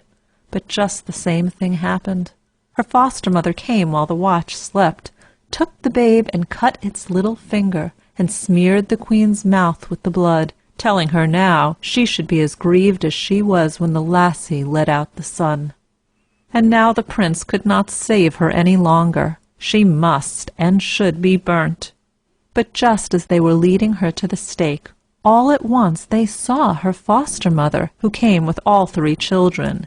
2 she led by the hand, and the third she had on her arm. And so she went up to the young queen and said, "Here are your children. Now you shall have them again. I am the Virgin Mary, and so grieved as you have been, so grieved was I when you let out the sun and moon and star. Now you have been punished for what you did, and henceforth you shall have your speech." How glad the queen and prince now were, all may easily think, but no one can tell. After that they were always happy, and from that day even the prince's mother was very fond of the young queen. The husband who was to mind the house. Once on a time there was a man, so surly and cross, he never thought his wife did everything right in the house. So, one evening, in haymaking time, he came home, scolding and swearing, and showing his teeth and making a dust. "Dear love, don't be so angry. There's a good man," said his goody. "Tomorrow let's change our work. I'll go out with the mowers and mow, and you shall mind the house at home." Yes, the husband thought that would do very well. He was quite willing, he said. So early next morning his goody took a scythe over her neck and went out into the hayfield with the mowers, and began to mow. But the man was to mind the house and do the work at home. First of all, he wanted to churn the butter. But when he had churned it a while, he got thirsty and went out to the cellar to tap a barrel of ale. So just when he had knocked in the burn, he was putting the tap into the cask. He heard overhead the pig came into the kitchen. Then off he ran up the cellar steps with the tap in his hand as fast as he could to look after the pig, lest he should upset the churn. But when he got up and saw the pig had already knocked the churn over, and stood there, routing and grunting amongst the cream which was running all over the floor, he got so wild with rage that he quite forgot the ale barrel and ran at the pig as hard as he could. He caught it too, just as it ran out of doors, and gave it such a kick that piggy lay for dead on the spot. Then all at once he remembered he had the tap in his hand.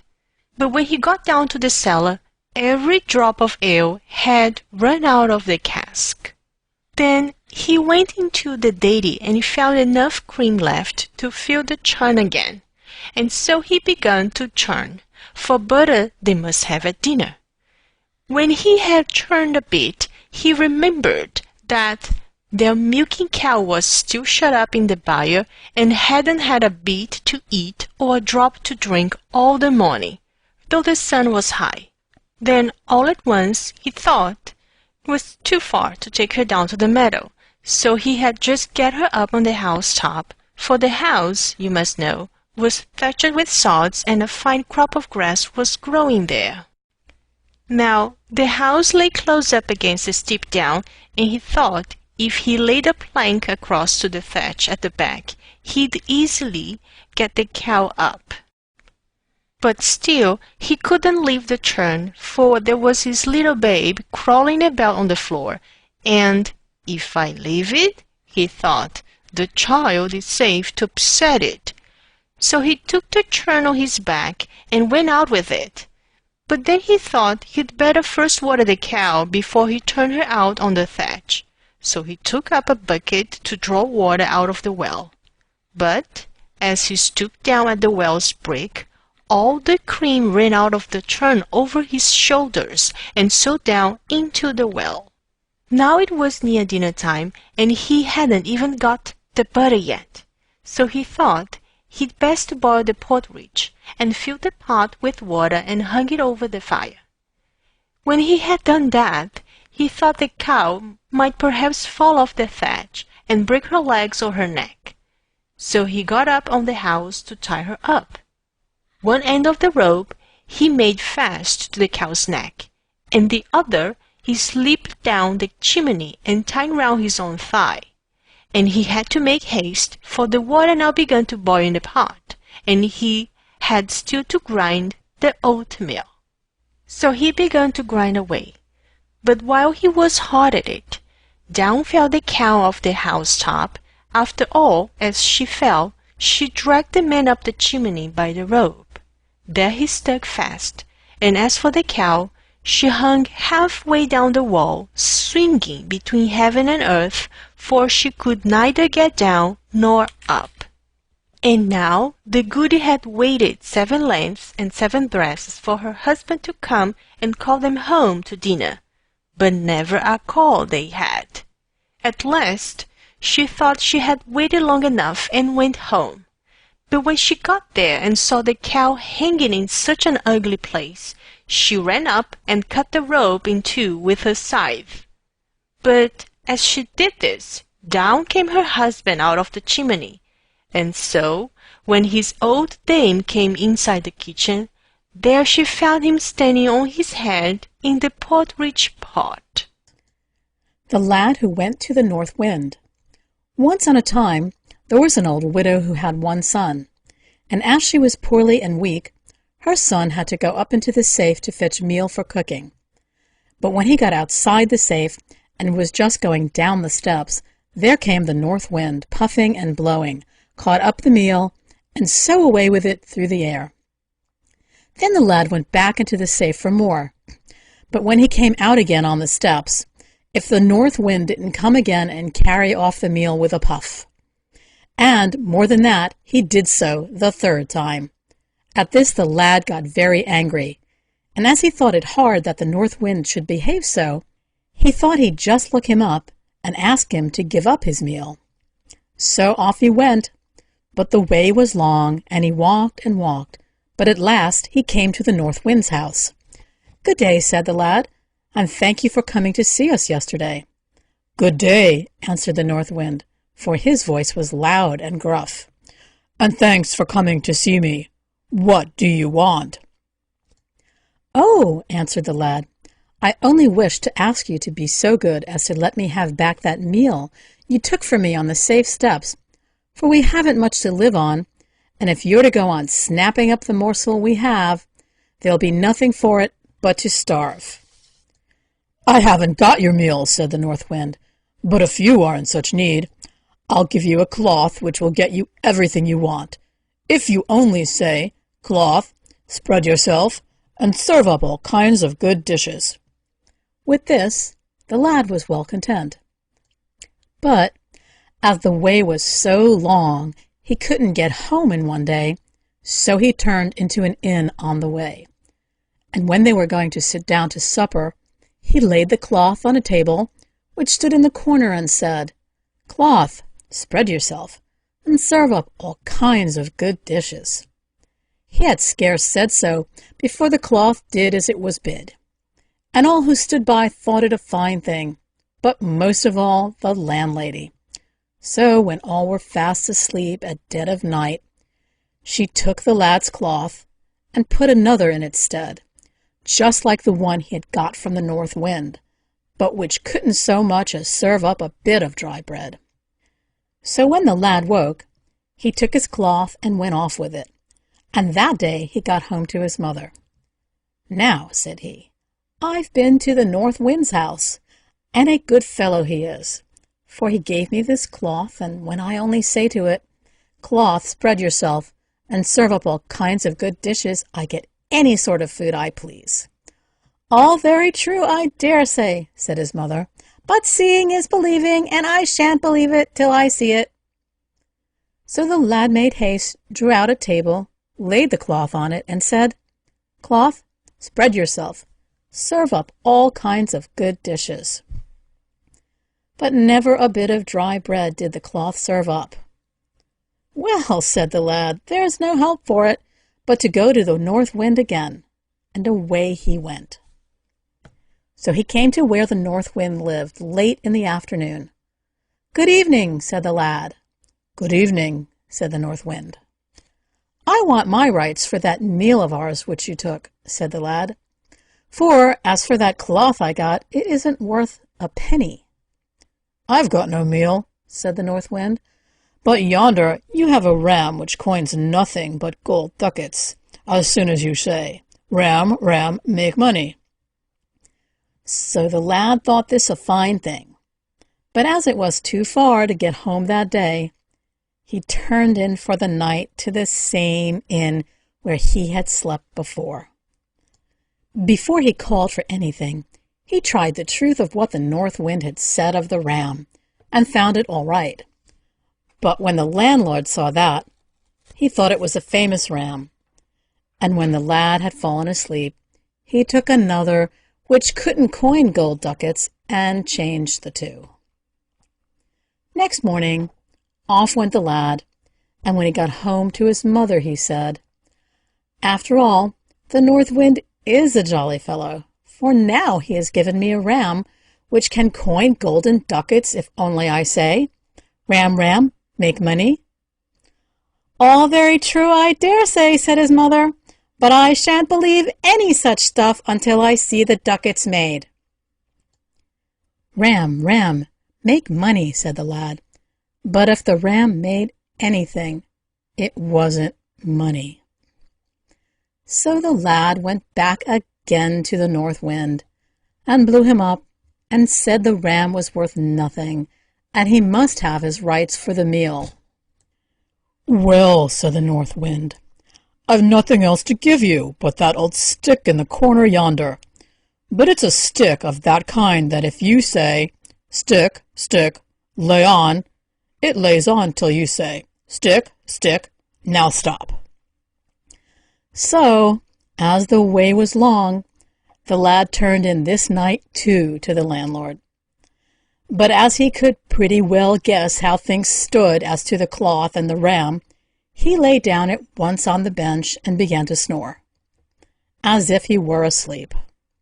Now the landlord, who easily saw that the stick must be worth something, hunted up one which was like it, and when he heard the lad snore, was going to change the two. But just as the landlord was about to take it, the lad bawled out, "Stick, stick, lay on!" So the stick began to beat the landlord till he jumped over chairs and tables and benches and yelled and roared, "Oh my, bid the stick be still, else it will beat me to death, and you shall have back both your cloth and your ram." When the lad thought the landlord had got enough, he said, "Stick, stick, now stop." Then he took the cloth and put it into his pocket, and went home with his stick in his hand, leading the ram by a cord round its horns, and so he got his rights for the meal he had lost. The Three Princesses of Whiteland. Once on a time there was a fisherman who lived close by a palace, and fished for the king's table. One day when he was out fishing, he just caught nothing. Do what he would, however he tried with bait and angle, there was never a sprat on his hook. But when the day was far spent, a head bobbed up out of the water and said, "If I may have what your wife bears under her girdle, you shall catch fish enough." So the man answered boldly, yes, for he did not know that his wife was going to have a child. After that, as was like enough, he caught plenty of fish of all kinds. But when he got home at night and told his story, how he had got all that fish, his wife fell a-weeping and moaning, and was beside herself for the promise which her husband had made. For she said, "I bear a babe under my girdle." Well, the story soon spread and came up to the castle, and when the king heard the woman's grief and its cause, he sent down to say he would take care of the child, and see if he couldn't save it. So the months went on, and when her time came, the fisher's wife had a boy. So the king took it at once, and brought it up as his own son, until the lad grew up. Then he begged leave one day to go out fishing with his father. He had such a mind to go, he said. At first the king wouldn't hear of it, but at last the lad had his way, and went. So he and his father were out the whole day, and all went right and well till they landed at night. Then the lad remembered he had left his handkerchief, and went to look for it. But as soon as ever he got into the boat, it began to move off with him at such speed that the water roared under the bow, and all the lad could do in rowing against it with the oars was no use. So he went and went the whole night, and at last he came to a white strand far, far away. There he went ashore, and when he had walked about a bit, an old man met him, with a long white beard. "What's the name of this land?" asked the lad. "Whiteland," said the man, who went on to ask the lad whence he came and what he was going to do. So the lad told him all. "Aye, aye," said the man. "Now, when you have walked a little farther along the strand here, you'll come to 3 princesses, whom you will see standing in the earth up to their necks, with only their heads out. Then the first, she is the eldest, will call you and beg you so prettily to come and help her, and the second will do the same. To neither of these shall you go. Make haste past them, as if you neither saw nor heard anything. but the third you shall go to, and do what she asks. If you do this, you'll have good luck. That's all." When the lad came to the first princess, she called out to him and begged him so prettily to come to her. But he passed on as though he saw her not. In the same way he passed by the second, but to the third he went straight up. "If you do what I bid you," she said, "you may have which of us you please." Yes, he was willing enough, so she told him how 3 trolls had set them down in the earth there, but before they had lived up in the castle among the trees. "Now," she said, "you must go into that castle and let the trolls whip you each one night for each of us. If you can bear that, you'll set us free." Well, the lad said he was ready to try. "When you go in," the princess went on to say, "you'll see 2 lions standing at the gate, but if you'll only go right in the middle between them, they'll do you no harm. Then go straight on into a little dark room and make your bed. Then the troll will come to whip you. But if you take the flask which hangs on the wall and rub yourself with the ointment that is in it, wherever his lash falls, you'll be as sound as ever. Then grasp the sword that hangs by the side of the flask and strike the troll dead." Yes, he did as the princess told him. He passed in the midst between the lions, as if he hadn't seen them, and went straight into the little room, and there he lay down to sleep. The first night there came a troll with 3 heads and 3 rods, and whipped the lad soundly, but he stood it till the troll was done. Then he took the flask and rubbed himself, and grasped the sword, and slew the troll. So when he went out the next morning, the princesses stood out of the earth up to their waists. The next night 'twas the same story over again, only this time the troll had 6 heads and 6 rods, and he whipped him far worse than the first. But when he went out the next morning, the princesses stood out of the earth as far as the knee. The third night there came a troll that had 9 heads and 9 rods, and he whipped and flogged the lad so long that he fainted away. Then the troll took him up and dashed him against the wall. But the shock brought down the flask, which fell on the lad, burst and spilt the ointment all over him, and so he became as strong and sound as ever again. Then he wasn't slow. He grasped the sword and slew the troll. And next morning, when he went out of the castle, the princesses stood before him with all their bodies out of the earth. So he took the youngest for his queen, and lived well and happily with her for some time. At last he began to long to go home for a little to see his parents. His queen did not like this, but at last his heart was so set on it, and he longed and longed so much, there was no holding him back. So she said, "One thing you must promise me, this, only to do what your father begs you to do, and not what your mother wishes." And that he promised. Then she gave him a ring, which was of that kind that anyone who wore it might wish 2 wishes. So he wished himself home, and when he got home his parents could not wonder enough what a grand man their son had become. Now when he had been at home some days, his mother wished him to go up to the palace and show the king what a fine fellow he had come to be. But his father said, "No, don't let him do that. If he does, we shan't have any more joy of him this time." But it was no good. The mother begged and prayed so long that at last he went. So when he got up to the palace, he was far braver, both in clothes and array, than the other king, who didn't quite like this, and at last he said, "All very fine, but here you can see my queen, what like she is, but I can't see yours. That I can't. Do you know, I scarce think she's so good-looking as mine." "Would to heaven," said the young king, "she were standing here, then you'd see what she was like." And that instant there she stood before them. But she was very woeful, and said to him, "Why did you not mind what I told you, and why did you not listen to what your father said? Now I must away home, and as for you, you have had both your wishes." With that she knitted a ring among his hair with her name on it, and wished herself home, and was off. Then the young king was cut to the heart, and went day out, day in, thinking and thinking how he should get back to his queen. "I'll just try," he thought, "if I can't learn where Whiteland lies."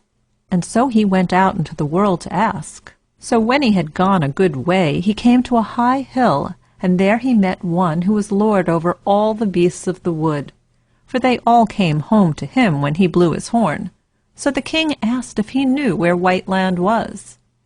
"No, I don't," he said, "but I'll ask my beasts." Then he blew his horn and called them, and asked if any of them knew where Whiteland lay. But there was no beast that knew. So the man gave him a pair of snowshoes.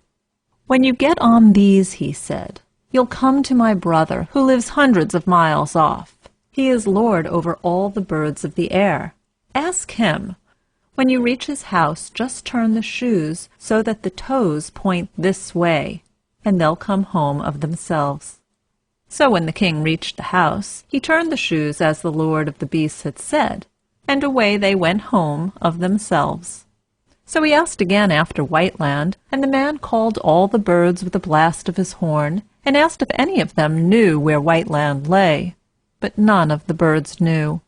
Now long, long after the rest of the birds came an old eagle, which had been away 10 round years, but he couldn't tell any more than the rest.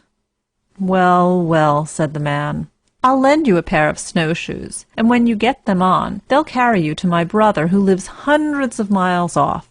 He's lord of all the fish in the sea.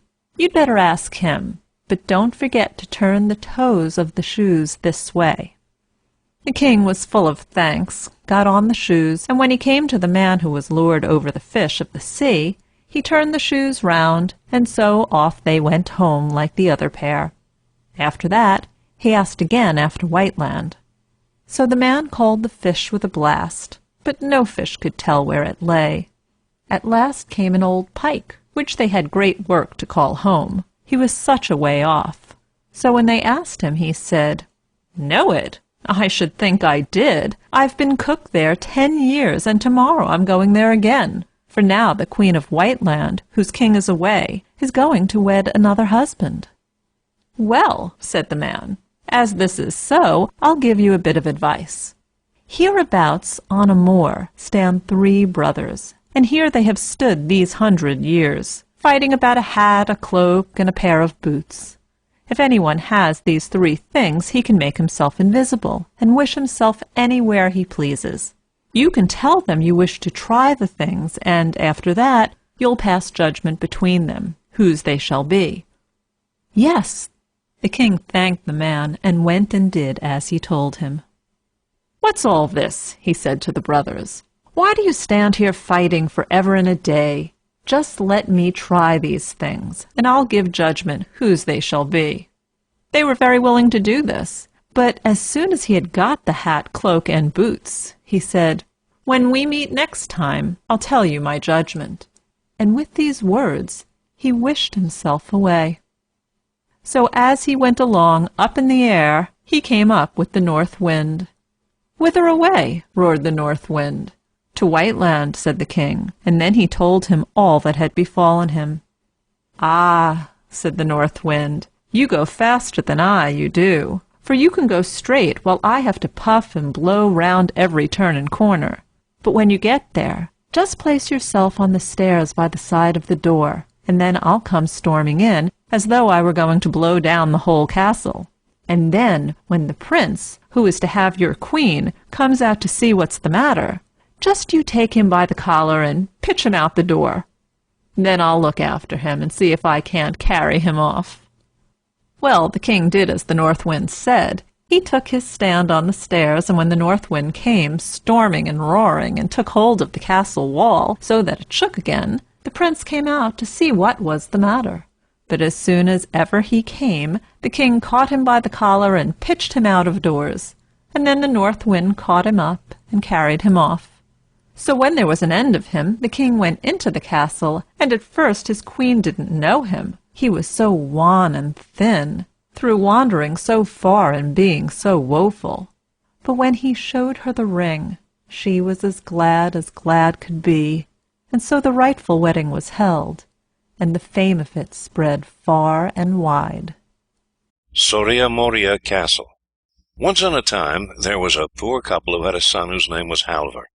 Ever since he was a little boy he would turn his hand to nothing, but just sat there and groped about in the ashes.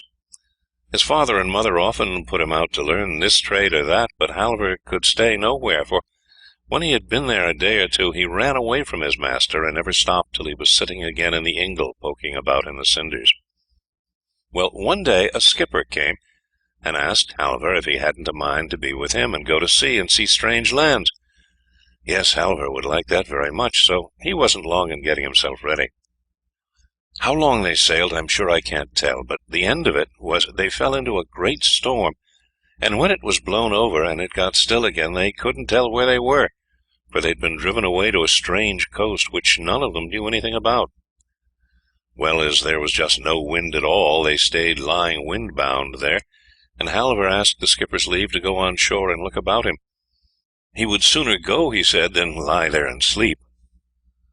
"Do you think now you're fit to show yourself before folks?" said the skipper. "Why, you've no clothes but those rags you stand in."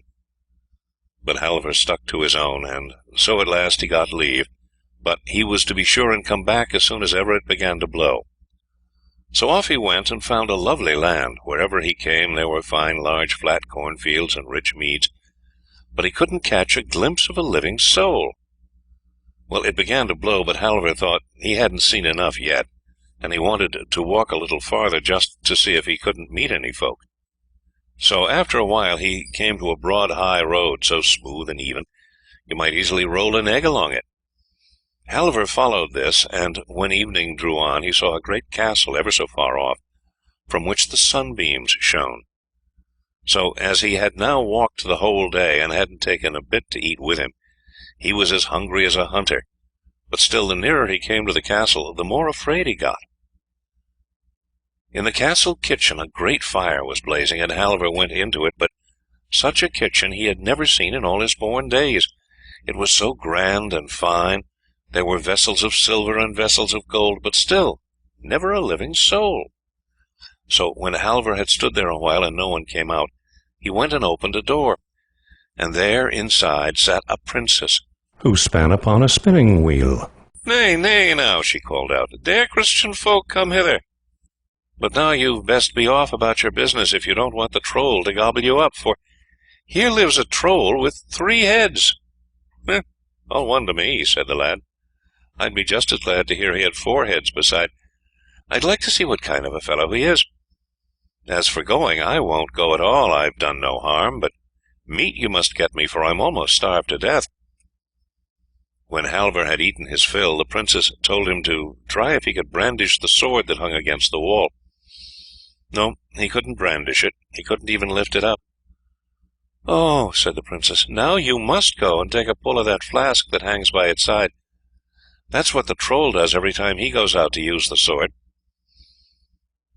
So Halvor took a pull, and in the twinkling of an eye he could brandish the sword like nothing. And now he thought it high time the troll came, and lo, just then up came the troll, puffing and blowing. Halvor jumped behind the door. "Hooty-too," said the troll as he put his head in at the door. "What a smell of Christian man's blood!"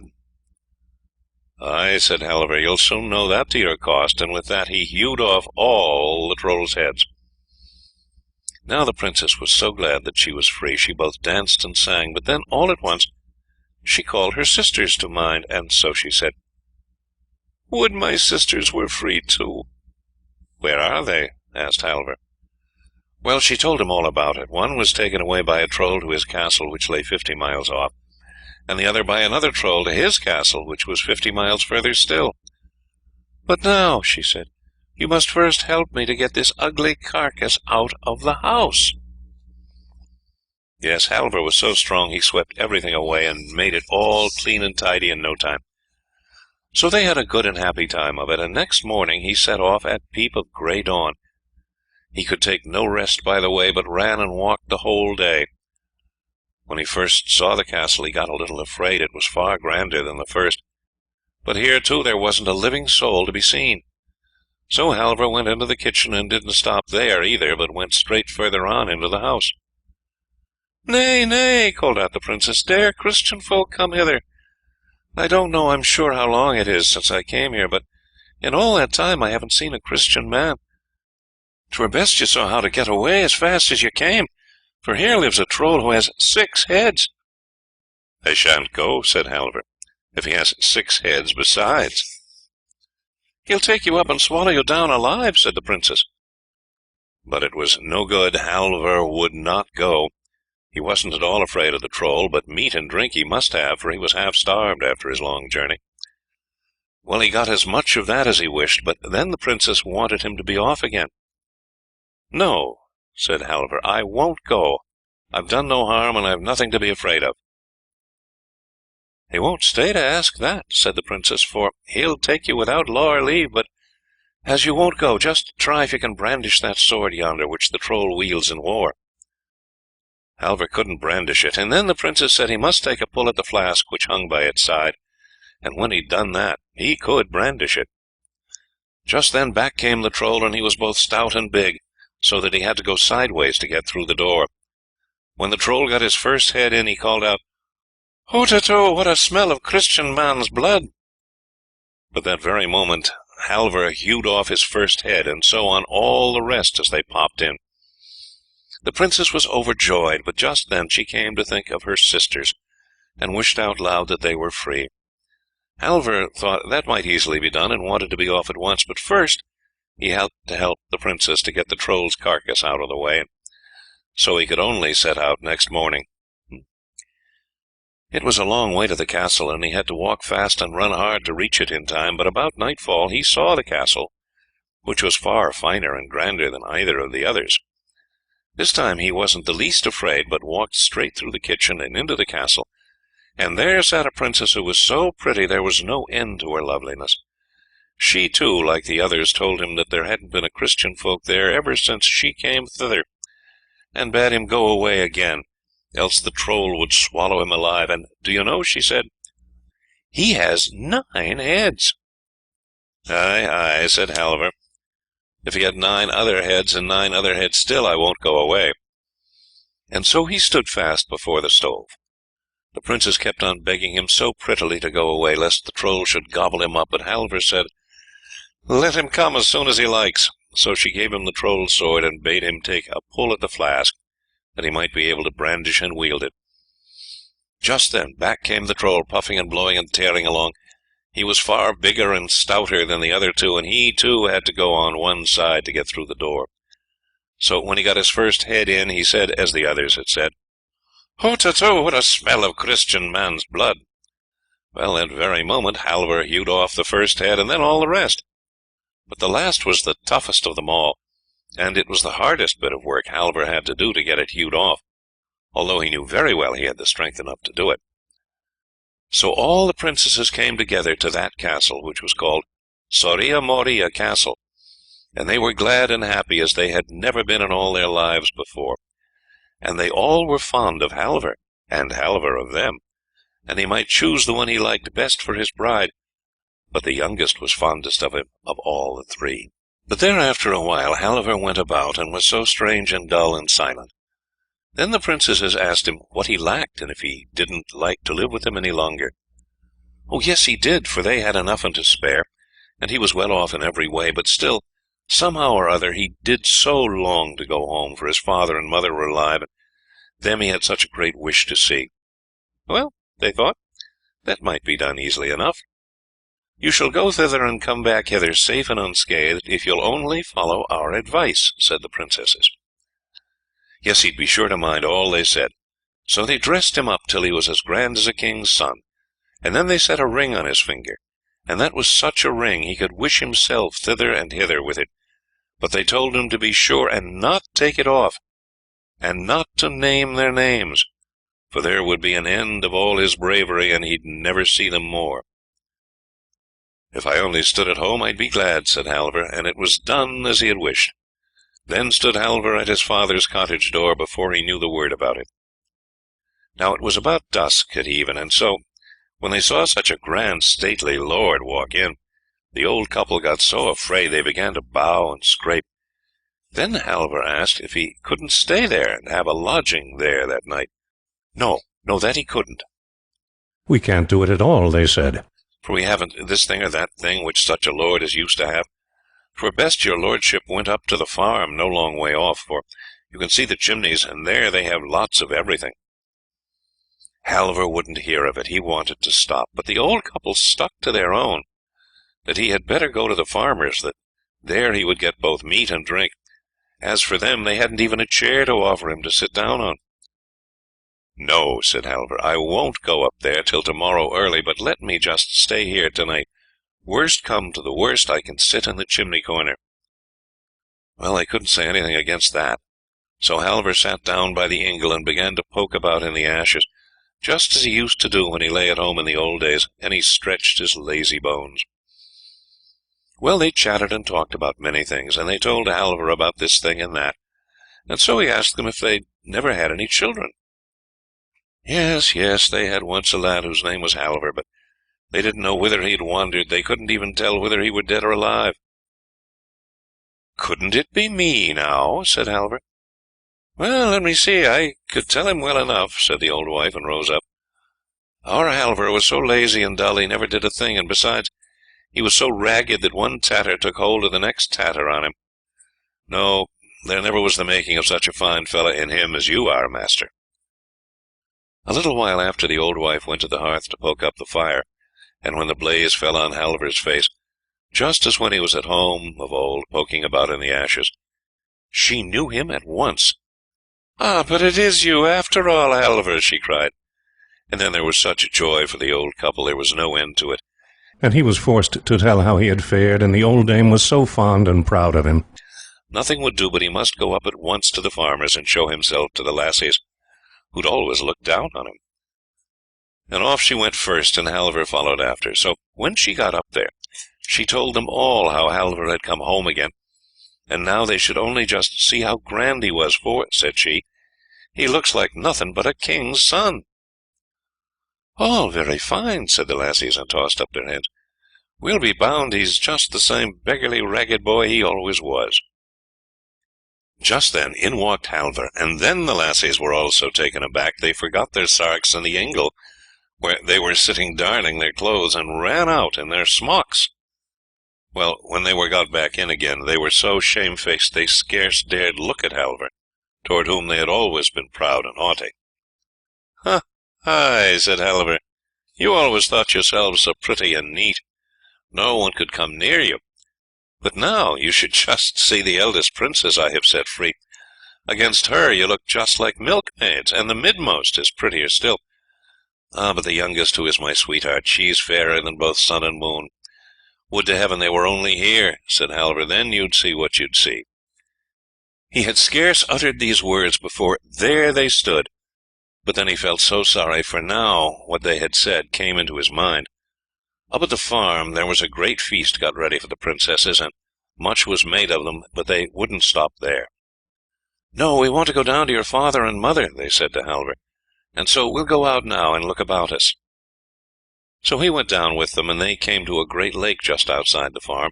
Close by the water was such a lovely green bank. Here the princesses said they would sit and rest a while. They thought it so sweet to sit down and look over the water. So they sat down there, and when they'd sat a while, the youngest princess said, "I may as well comb your hair a little, Halvor." Well, Halvor laid his head on her lap, and she combed his bonny locks, and it wasn't long before Halvor fell fast asleep. Then the princess took the ring from his finger and put another in its stead, and she said, "Now hold me all together, and now would we were all in Surya Moria castle." So when Halvor woke up, he could very well tell that he had lost the princesses, and began to weep and wail, and he was so downcast they couldn't comfort him at all. In spite of all his father and mother said, he wouldn't stop there, but took farewell of them, and said he was safe not to see them again, for if he couldn't find the princesses again, he thought it not worth while to live. Well, he had still about £60 left, so he put them into his pocket and set off on his way. So when he had walked a while, he met a man with a tidy horse, and he wanted to buy it, and began to chaffer with the man.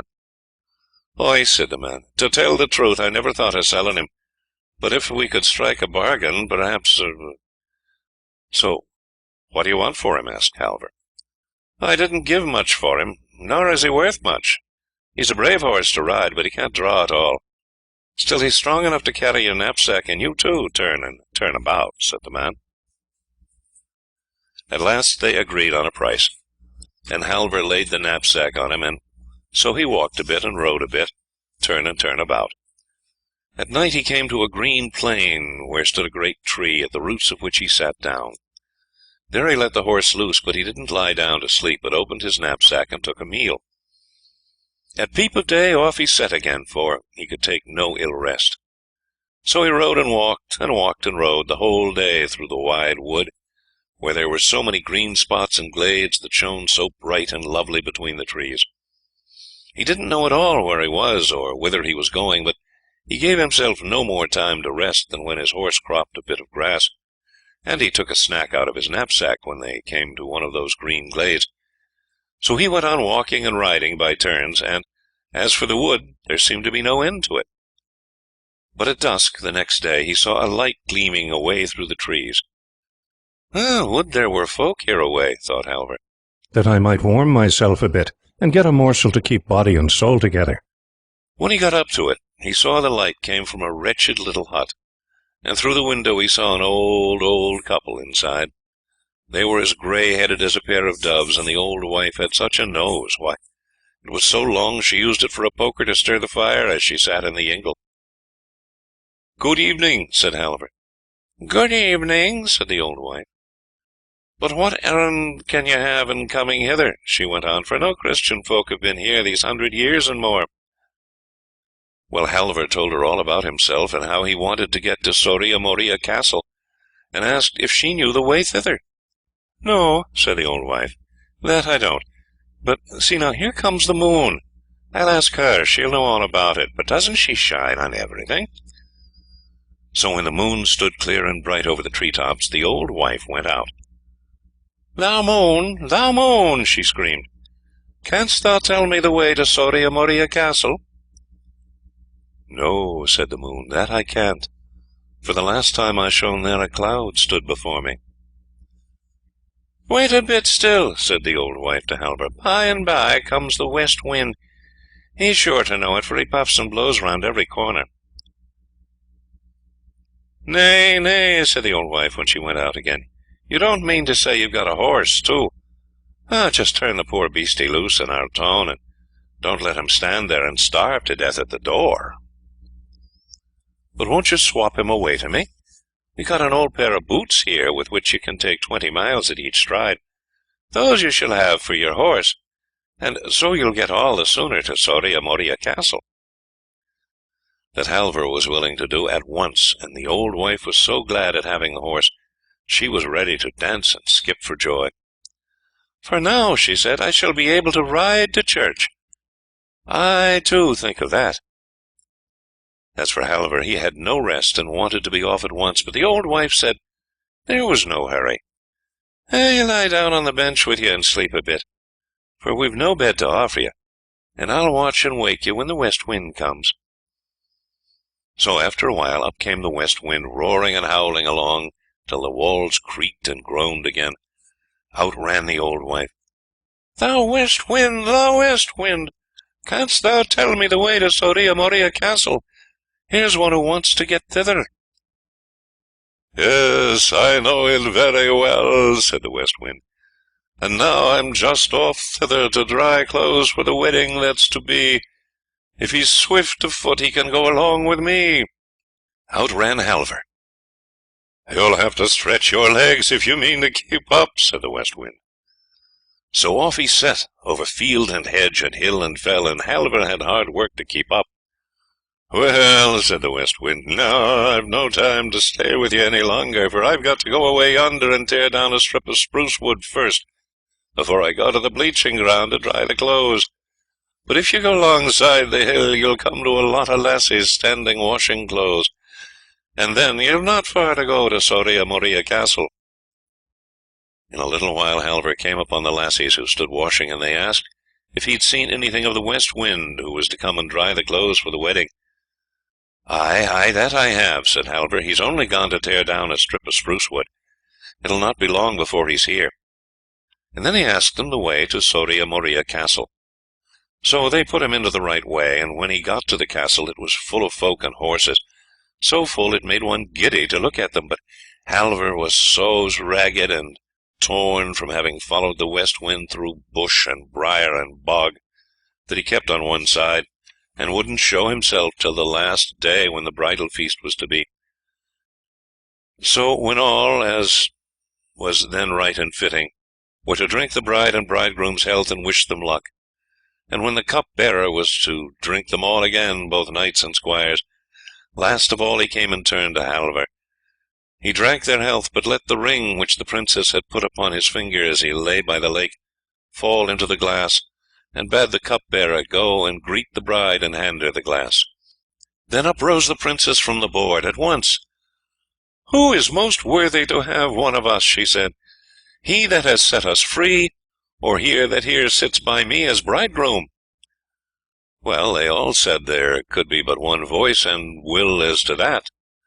And when Halvor heard that he wasn't long in throwing off his beggar's rags and arraying himself as bridegroom, "Aye, here is the right one after all," said the youngest princess as soon as she saw him, and so she tossed the other one out the window and held her wedding with Halvor. The giant who had no heart in his body. Once on a time there was a king who had 7 sons, and he loved them so much that he could never bear to be without them all at once, but one must always be with him. Now, when they were grown up, 6 were to set off to woo, but as for the youngest, his father kept him at home, and the others were to bring back a princess for him to the palace. So the king gave the 6 the finest clothes you ever set eyes on, so fine that the light gleamed from them a long way off, and each had his horse, which cost many, many £100, and so they set off. Now, when they had been to many palaces, and seen many princesses, at last they came to a king who had 6 daughters. Such lovely king's daughters they had never seen, and so they fell to wooing them, each one. And when they had got them for sweethearts, they set off home again, but they quite forgot that they were to bring back with them a sweetheart for Boots, their brother, who stayed at home, for they were over head and ears in love with their own sweethearts. But when they had gone a good bit on their way, they passed close by a steep hillside, like a wall, where the giant's house was, and there the giant came out, and set his eyes upon them, and turned them all into stone, princes and princesses and all. Now the king waited and waited for his 6 sons, but the more he waited, the longer they stayed away. So he fell into great trouble, and said he should never know what it was to be glad again. "And if I had not you left," he said to Boots, "I would live no longer. So full of sorrow am I for the loss of your brothers." "Well, but now I've been thinking to ask your leave to set out and find them again. That's what I'm thinking of," said Boots. "Nay, nay," said his father, "that leave you shall never get, for then you would stay away too." But Boots had set his heart upon it, go he would, and he begged and prayed so long that the king was forced to let him go. Now, you must know the king had no other horse to give Boots but an old broken-down jade, for his 6 other sons in their train had carried off all his horses, but Boots did not care a pin for that. He sprang up on his sorry old steed. "Farewell, father," said he. "I'll come back, never fear, and like enough I shall bring my 6 brothers back with me." And with that he rode off.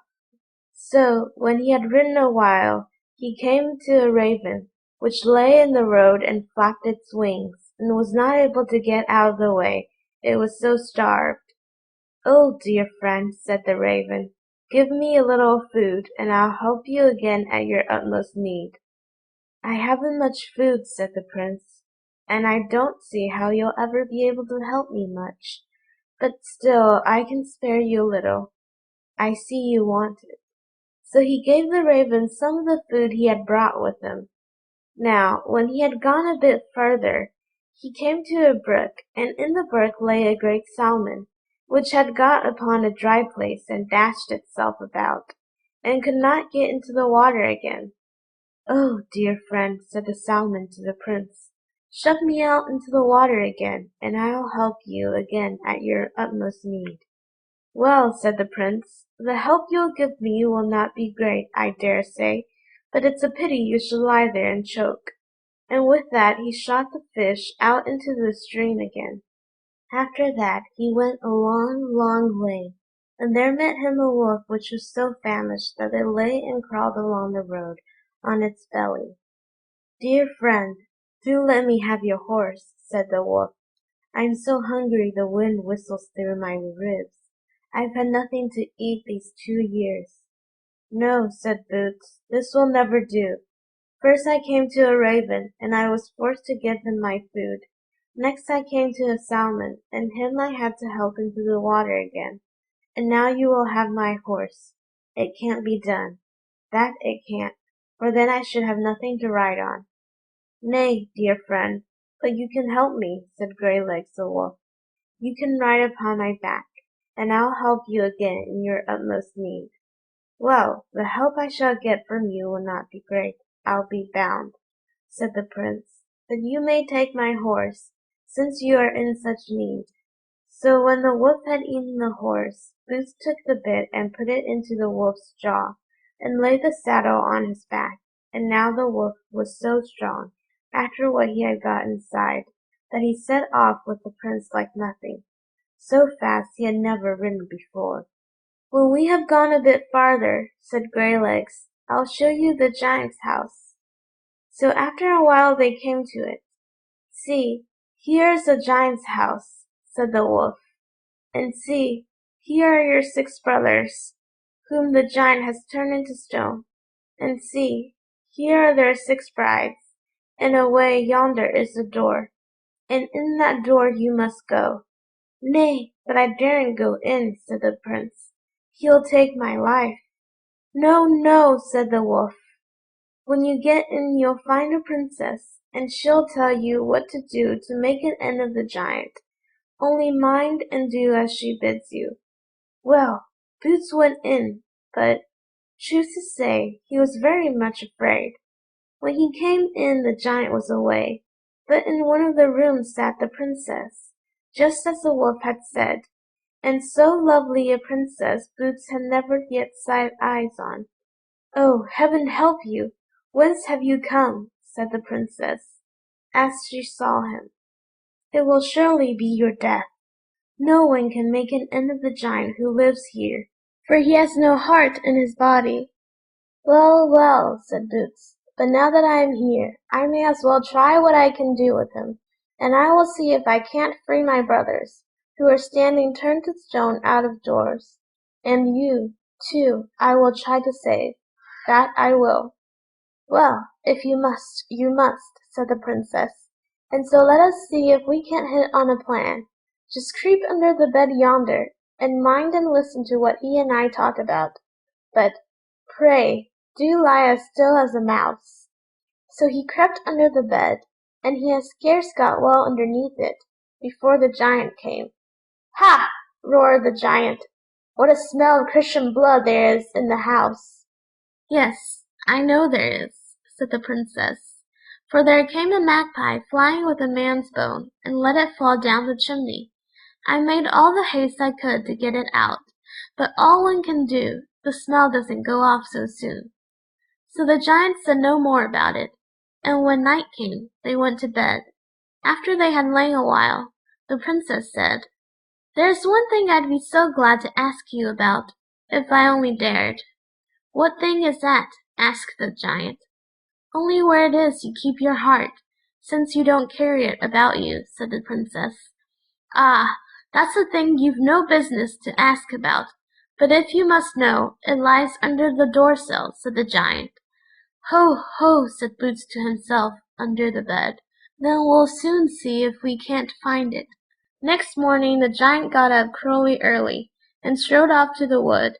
But he was hardly out of the house before Boots and the Princess set to work to look under the door-sill for his heart. But the more they dug, and the more they hunted, the more they couldn't find it. "He has balked us this time," said the Princess, "but we'll try him once more."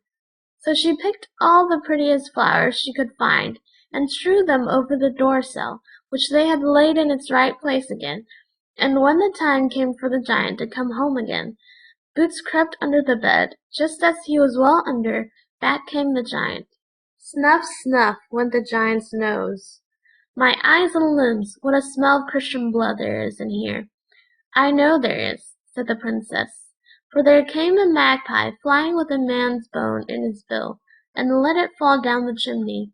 I made as much haste as I could to get it out, but I dare say it's that you smell." So the giant held his peace, and said no more about it. A little while after, he asked who it was that had strewed flowers about the door-sill. "Oh, I, of course," said the Princess. "And pray, what's the meaning of all this?" said the giant. "Ah," said the Princess, "I'm so fond of you that I couldn't help strewing them, when I knew that your heart lay under there." "You don't say so," said the giant, "but after all it doesn't lie there at all." So when they went to bed again in the evening, the Princess asked the giant again where his heart was, for she said she would so like to know. "Well," said the giant, "if you must know, it lies away yonder in the cupboard against the wall." So, thought Boots and the Princess, "then we'll soon try to find it." Next morning the giant was away early, and strode off to the wood, and so soon as he was gone, Boots and the Princess were in the cupboard hunting for his heart, but the more they sought for it, the less they found it. "Well," said the Princess, "we'll just try him once more." So she decked out the cupboard with flowers and garlands, and when the time came for the giant to come home, Boots crept under the bed again. Then back came the giant. Snuff, snuff, my eyes and limbs, what a smell of Christian blood there is in here. "I know there is," said the Princess.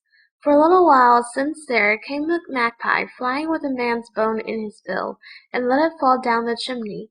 I made all the haste I could to get it out of the house again, but after all my pains, I dare say it's that you smell."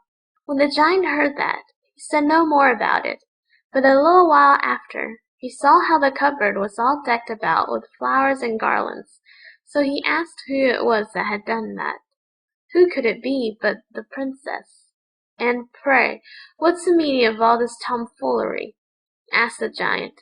"Oh, I'm so fond of you, I couldn't help doing it when I knew that your heart lay there," said the Princess. "How can you be so silly as to believe any such thing?"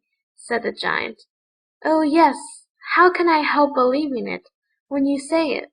said the Princess. "You're a goose," said the giant. "Where my heart is, you will never come."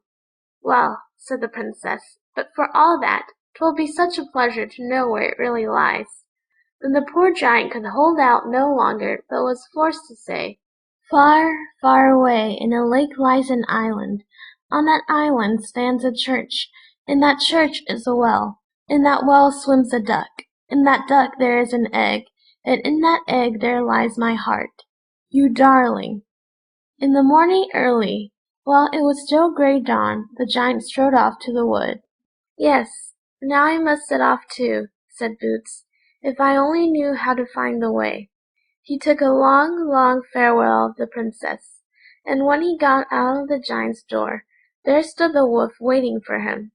So Boots told him all that had happened inside the house, and said now he wished to ride to the well in the church, if he only knew the way. So the wolf bade him jump on his back, he'd soon find the way, and away they went, till the wind whistled after them, over hedge and field, over hill and dale. After they had travelled many, many days, they came at last to the lake. Then the prince did not know how to get over it, but the wolf bade him only not be afraid, but stick on, and so he jumped into the lake with the prince on his back, and swam over to the island. So they came to the church, but the church keys hung high, high up on the top of the tower, and at first the prince did not know how to get them down. "You must call on the raven," said the wolf. So the prince called on the raven, and in a trice the raven came, and flew up and fetched the keys, and so the prince got into the church. But when he came to the well, there lay the duck, and swam about backwards and forwards, just as the giant had said. So the prince stood and coaxed it till it came to him, and he grasped it in his hand. But just as he lifted it up from the water, the duck dropped the egg into the well, and then Boots was beside himself to know how to get it out again. "Well, now you must call on the salmon to be sure," said the wolf. And the king's son called on the salmon, and the salmon came and fetched up the egg from the bottom of the well. Then the wolf told him to squeeze the egg, and as soon as ever he squeezed it, the giant screamed out. "Squeeze it again," said the wolf. And when the prince did so, the giant screamed still more piteously, and begged and prayed so prettily to be spared, saying he would do all that the prince wished if he would only not squeeze his heart in two. "Tell him, if he will restore to life again your 6 brothers and their brides, whom he has turned to stone, you will spare his life," said the wolf. Yes, the giant was ready to do that, and he turned the 6 brothers into king's sons again, and their brides into king's daughters. "Now squeeze the egg in two," said the wolf. So Boots squeezed the egg to pieces, and the giant burst at once. Now, when he had made an end of the giant, Boots rode back again on the wolf to the giant's house, and there stood all his 6 brothers alive and merry, with their brides. Then Boots went into the hillside after his bride, and so they all set off home again to their father's house. And you may fancy how glad the old king was when he saw all his 7 sons come back, each with his bride. "But the loveliest bride of all is the bride of Boots, after all," said the king, "and he shall sit uppermost at the table, with her by his side." So he sent out, and called a great wedding feast, and the mirth was both loud and long, and if they have not done feasting, why, they are still at it. The Princess on the Glass Hill. Once on a time there was a man who had a meadow which lay high up on the hillside. And in the meadow was a barn, which he had built to keep his hay in. Now I must tell you there hadn't been much in the barn for the last year or two, for every St. John's night, when the grass stood greenest and deepest, the meadow was eaten down to the very ground the next morning, just as if a whole drove of sheep had been there feeding on it overnight.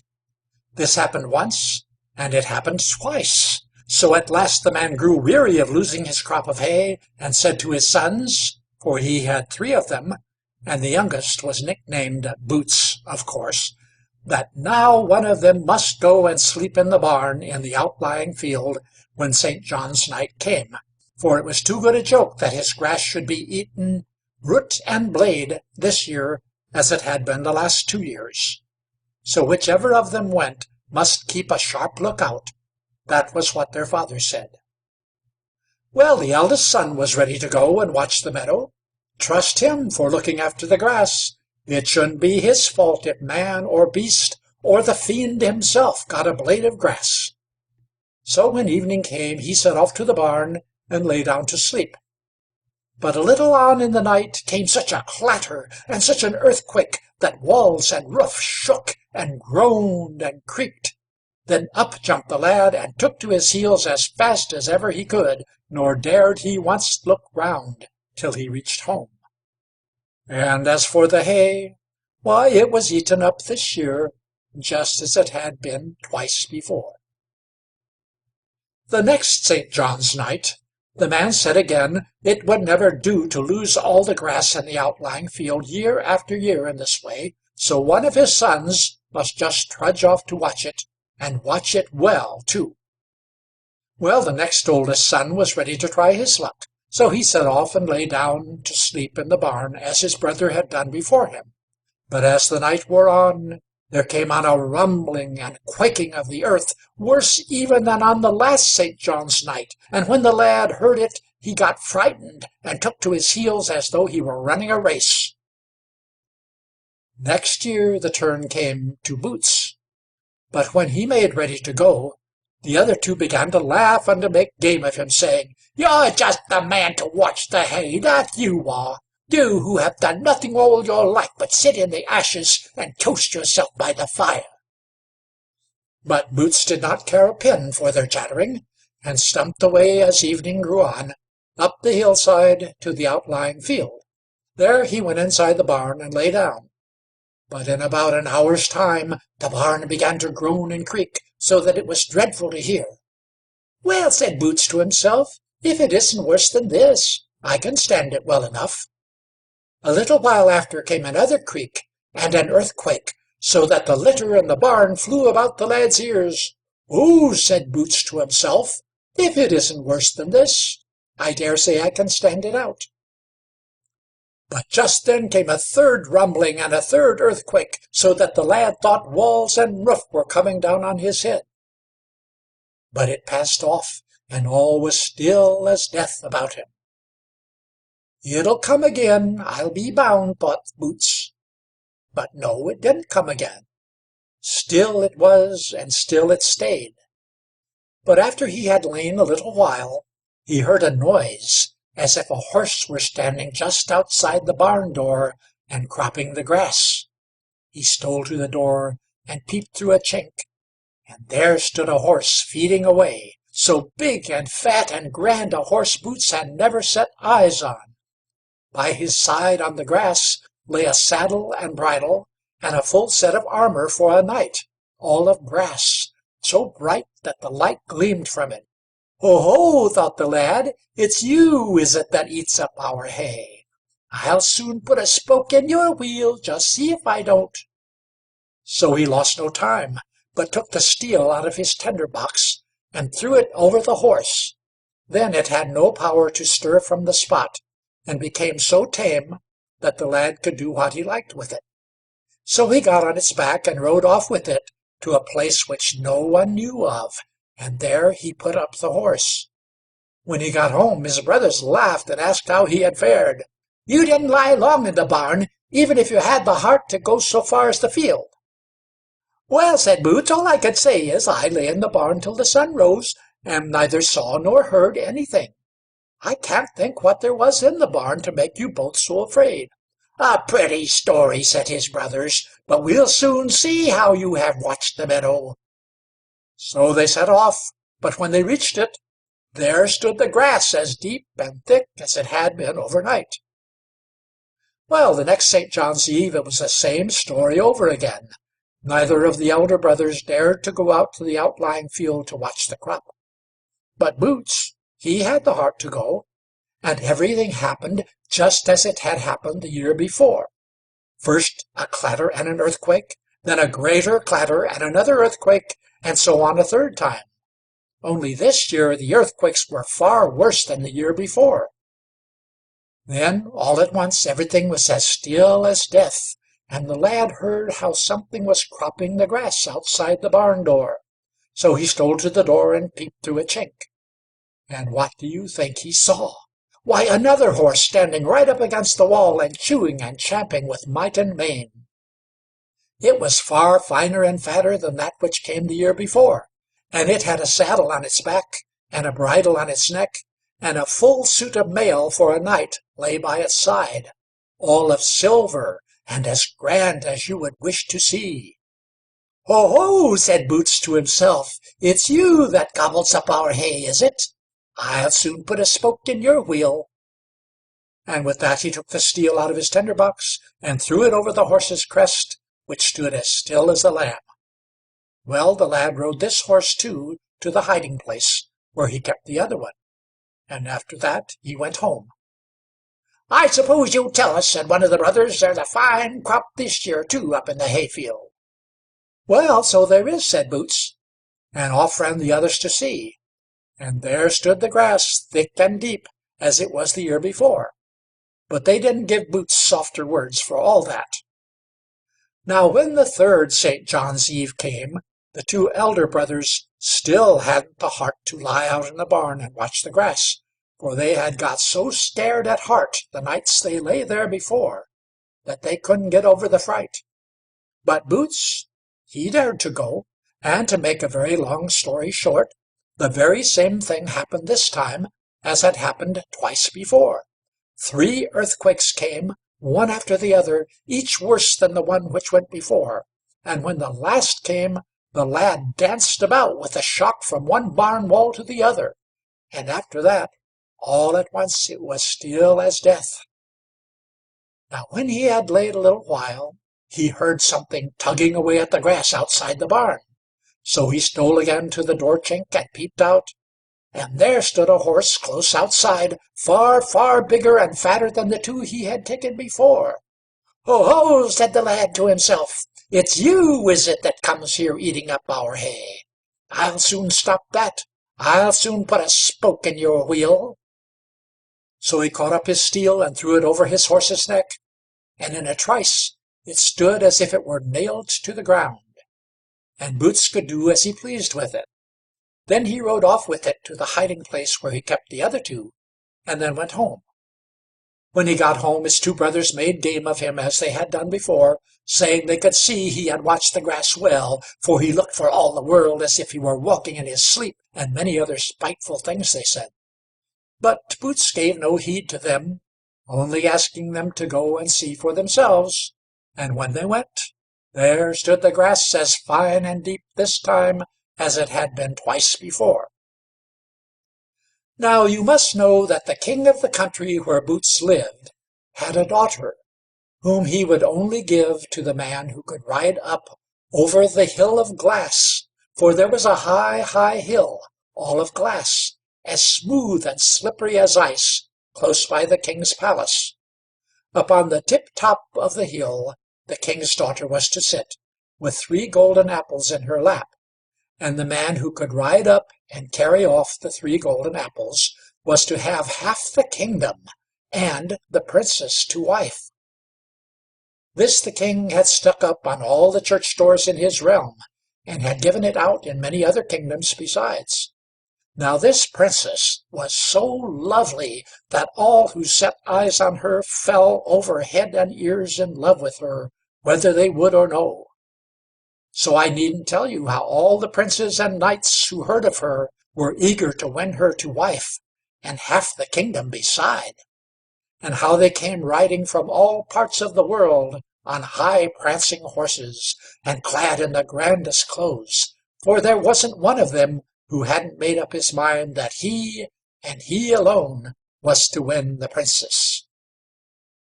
So when the day of trial came, which the king had fixed, there was such a crowd of princes and knights under the glass hill that it made one's head whirl to look at them, and everyone in the country who could even crawl along was off to the hill, for they were all eager to see the man who was to win the princess.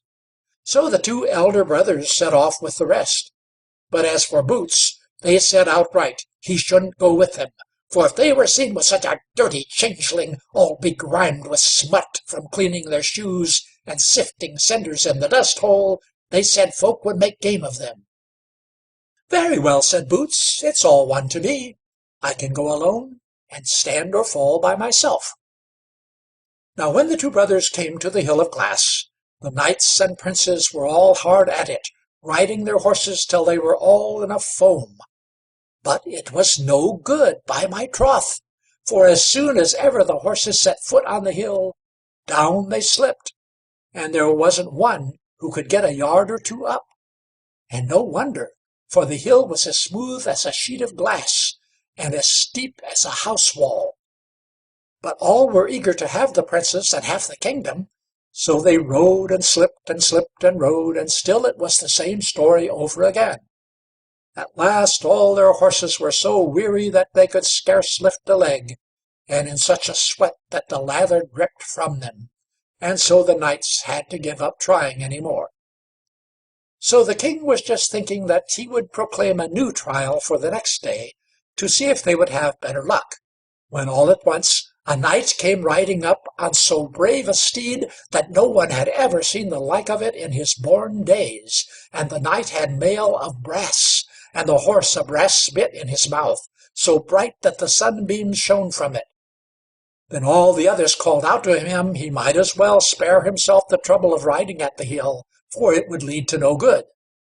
But he gave no heed to them, and put his horse at the hill, and went up it like nothing for a good way, about 1/3 of the height.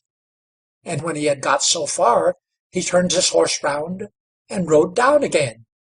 So lovely a night the Princess thought she had never yet seen, and while he was riding, she sat and thought to herself, "Would to heaven he might only come up and down the other side!" And when she saw him turning back, she threw down one of the golden apples after him, and it rolled down into his shoe. But when he got to the bottom of the hill, he rode off so fast that no one could tell what had become of him. That evening all the knights and princes were to go before the king, that he who had ridden so far up the hill might show the apple which the Princess had thrown. But there was no one who had anything to show. One after the other they all came, but not a man of them could show the apple. At even the brothers of Boots came home too, and had such a long story to tell about the riding up the hill. First of all, they said there was not one of the whole lot who could get so much as a stride up. But at last came one who had a suit of brass mail, and a brass bridle and saddle, all so bright that the sun shone from them a mile off. He was a chap to ride, just. He rode a third of the way up the hill of glass, and he could easily have ridden the whole way up if he chose. But he turned round and rode down, thinking maybe that was enough for once. "Oh, I should so like to have seen him, that I should," said Boots, who sat by the fireside and stuck his feet into the cinders, as was his wont. "Oh," said his brothers, "you would you? You look fit to keep company with such high lords, nasty beast that you are, sitting there amongst the ashes." Next day the brothers were all for setting off again, and Boots begged them this time too to let him go with them and see the riding. But no, they wouldn't have him at any price. He was too ugly and nasty, they said. "Well, well," said Boots, "if I go at all, I must go by myself. I'm not afraid." So when the brothers got to the hill of glass, all the princes and knights began to ride again, and you may fancy they had taken care to shoe their horses sharp. But it was no good. They rode and slipped and rode, just as they had done the day before, and there was not one who could get so far as a yard up the hill. And when they had worn out their horses, so that they could not stir a leg, they were all forced to give it up as a bad job.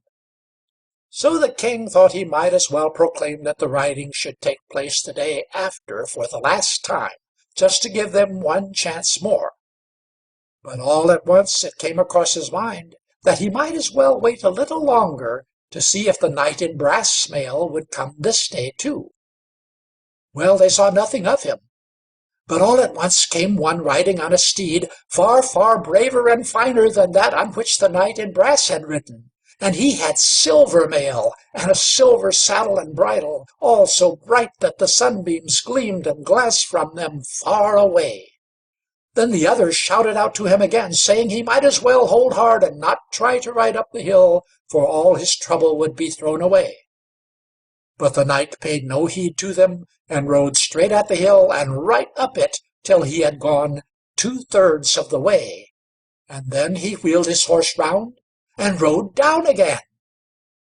To tell the truth, the Princess liked him still better than the knight in brass, and she sat and wished he might only be able to come right up to the top and down the other side. But when she saw him turning back, she threw the second apple after him, and it rolled down and fell into his shoe. But as soon as ever he had come down from the hill of glass, he rode off so fast that no one could see what became of him. At even, when all were to go in before the king and the princess, that he who had the golden apple might show it, in they went, one after the other.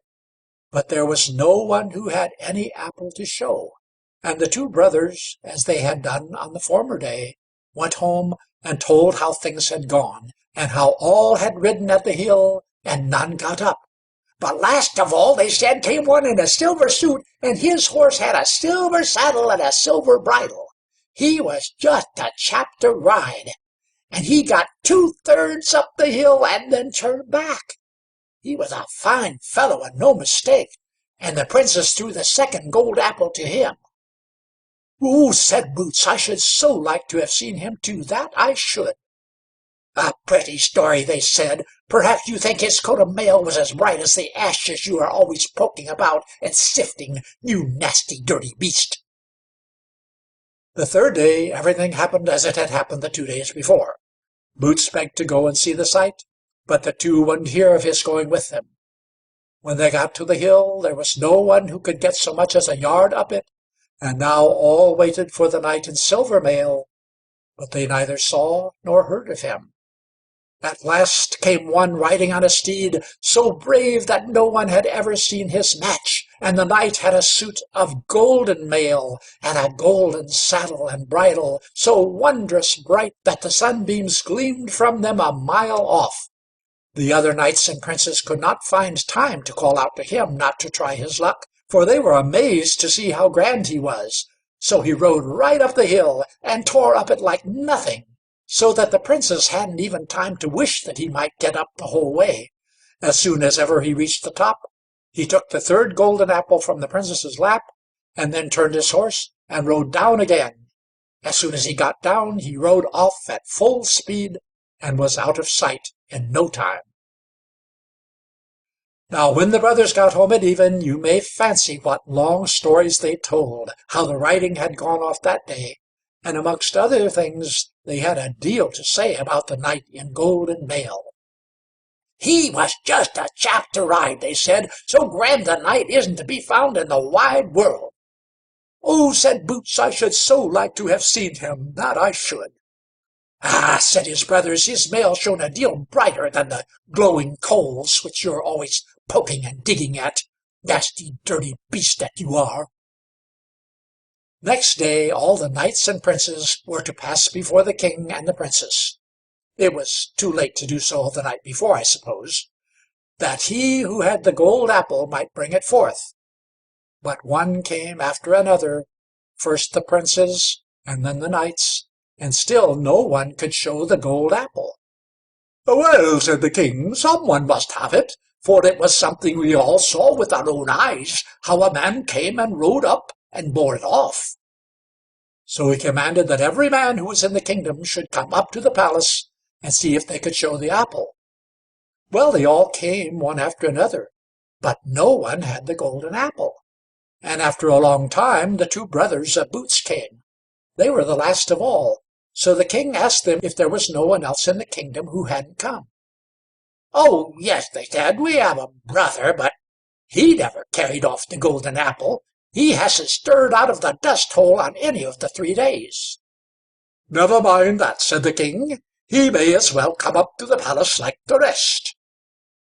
So Boots had to go up to the palace. "How now," said the king, "have you got the golden apple? Speak out." "Yes, I have," said Boots. "Here is the first, and here is the second, and here is the third, too." And with that he pulled all 3 golden apples out of his pocket, and at the same time threw off his sooty rags, and stood before them in his gleaming golden mail. "Yes," said the king, "you shall have my daughter, and half my kingdom, for you well deserve both her and it." So they got ready for the wedding, and Boots got the princess to wife, and there was great merry-making at the bridal feast, you may fancy, for they could all be merry, though they couldn't ride up the hill of glass. And all I can say is, if they haven't left off their merry-making yet, why, they're still at it. The Widow's Son. Once on a time there was a poor, poor widow, who had an only son. She dragged on with the boy till he had been confirmed, and then she said she couldn't feed him any longer. He must just go out and earn his own bread. So the lad wandered out into the world, and when he had walked a day or so, a strange man met him. "Whither away?" asked the man. "Oh, I'm going out into the world to try and get a place," said the lad. "Will you come and serve me?" said the man. "Oh, yes, just as soon you as anyone else," said the lad. "Well, you'll have a good place with me," said the man, "for you'll only have to keep me company, and do nothing at all else beside." So the lad stopped with him, and lived on the fat of the land, both in meat and drink, and had little or nothing to do, but he never saw a living soul in that man's house. So one day the man said, "Now, I'm going off for 8 days, and that time you'll have to spend here all alone, but you must not go into any one of these 4 rooms here. If you do, I'll take your life when I come back." "No," said the lad, he'd be sure not to do that. But when the man had been gone 3 or 4 days, the lad couldn't bear it any longer, but went into the first room. And when he got inside, he looked round, but he saw nothing but a shelf over the door where a bramble-bush rod lay. "Well, indeed," thought the lad, "a pretty thing to forbid my seeing this." So when the 8 days were out, the man came home, and the first thing he said was, "You haven't been into any of these rooms, of course." "No, no, that I haven't," said the lad. "I'll soon see that," said the man, and went at once into the room where the lad had been. "Nay, but you have been in here," said he, "and now you shall lose your life." Then the lad begged and prayed so hard that he got off with his life, but the man gave him a good thrashing. And when it was over, they were as good friends as ever.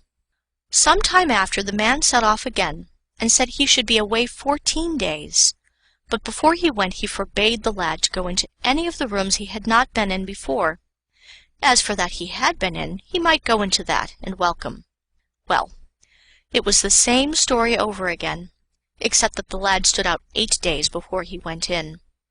In this room, too, he saw nothing but a shelf over the door, and a big stone, and a pitcher of water on it. "Well, after all, there's not much to be afraid of my seeing here," thought the lad. But when the man came back, he asked if he had been into any of the rooms. No, the lad hadn't done anything of the kind. "Well, well, I'll soon see that," said the man. And when he saw the lad had been in them after all, he said, "Ah, now I'll spare you no longer. Now you must lose your life." But the lad begged and prayed for himself again, and so this time too he got off with stripes, though he got as many as his skin would carry. But when he got sound and well again, he led just as easy a life as ever, and he and the man were just as good friends. So a while after, the man was to take another journey, and now he said he should be away 3 weeks, and he forbade the lad anew to go into the 3rd room, for if he went in there, he might just make up his mind at once to lose his life.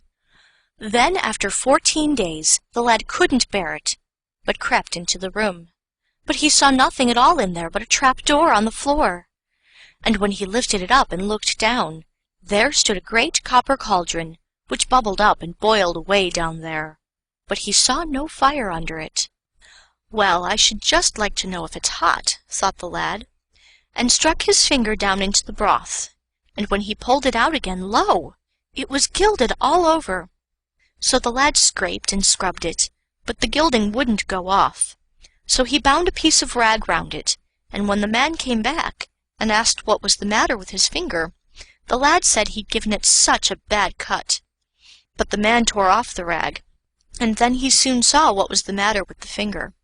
First he wanted to kill the lad outright, but when he wept and begged, he only gave him such a thrashing that he had to keep his bed 3 days.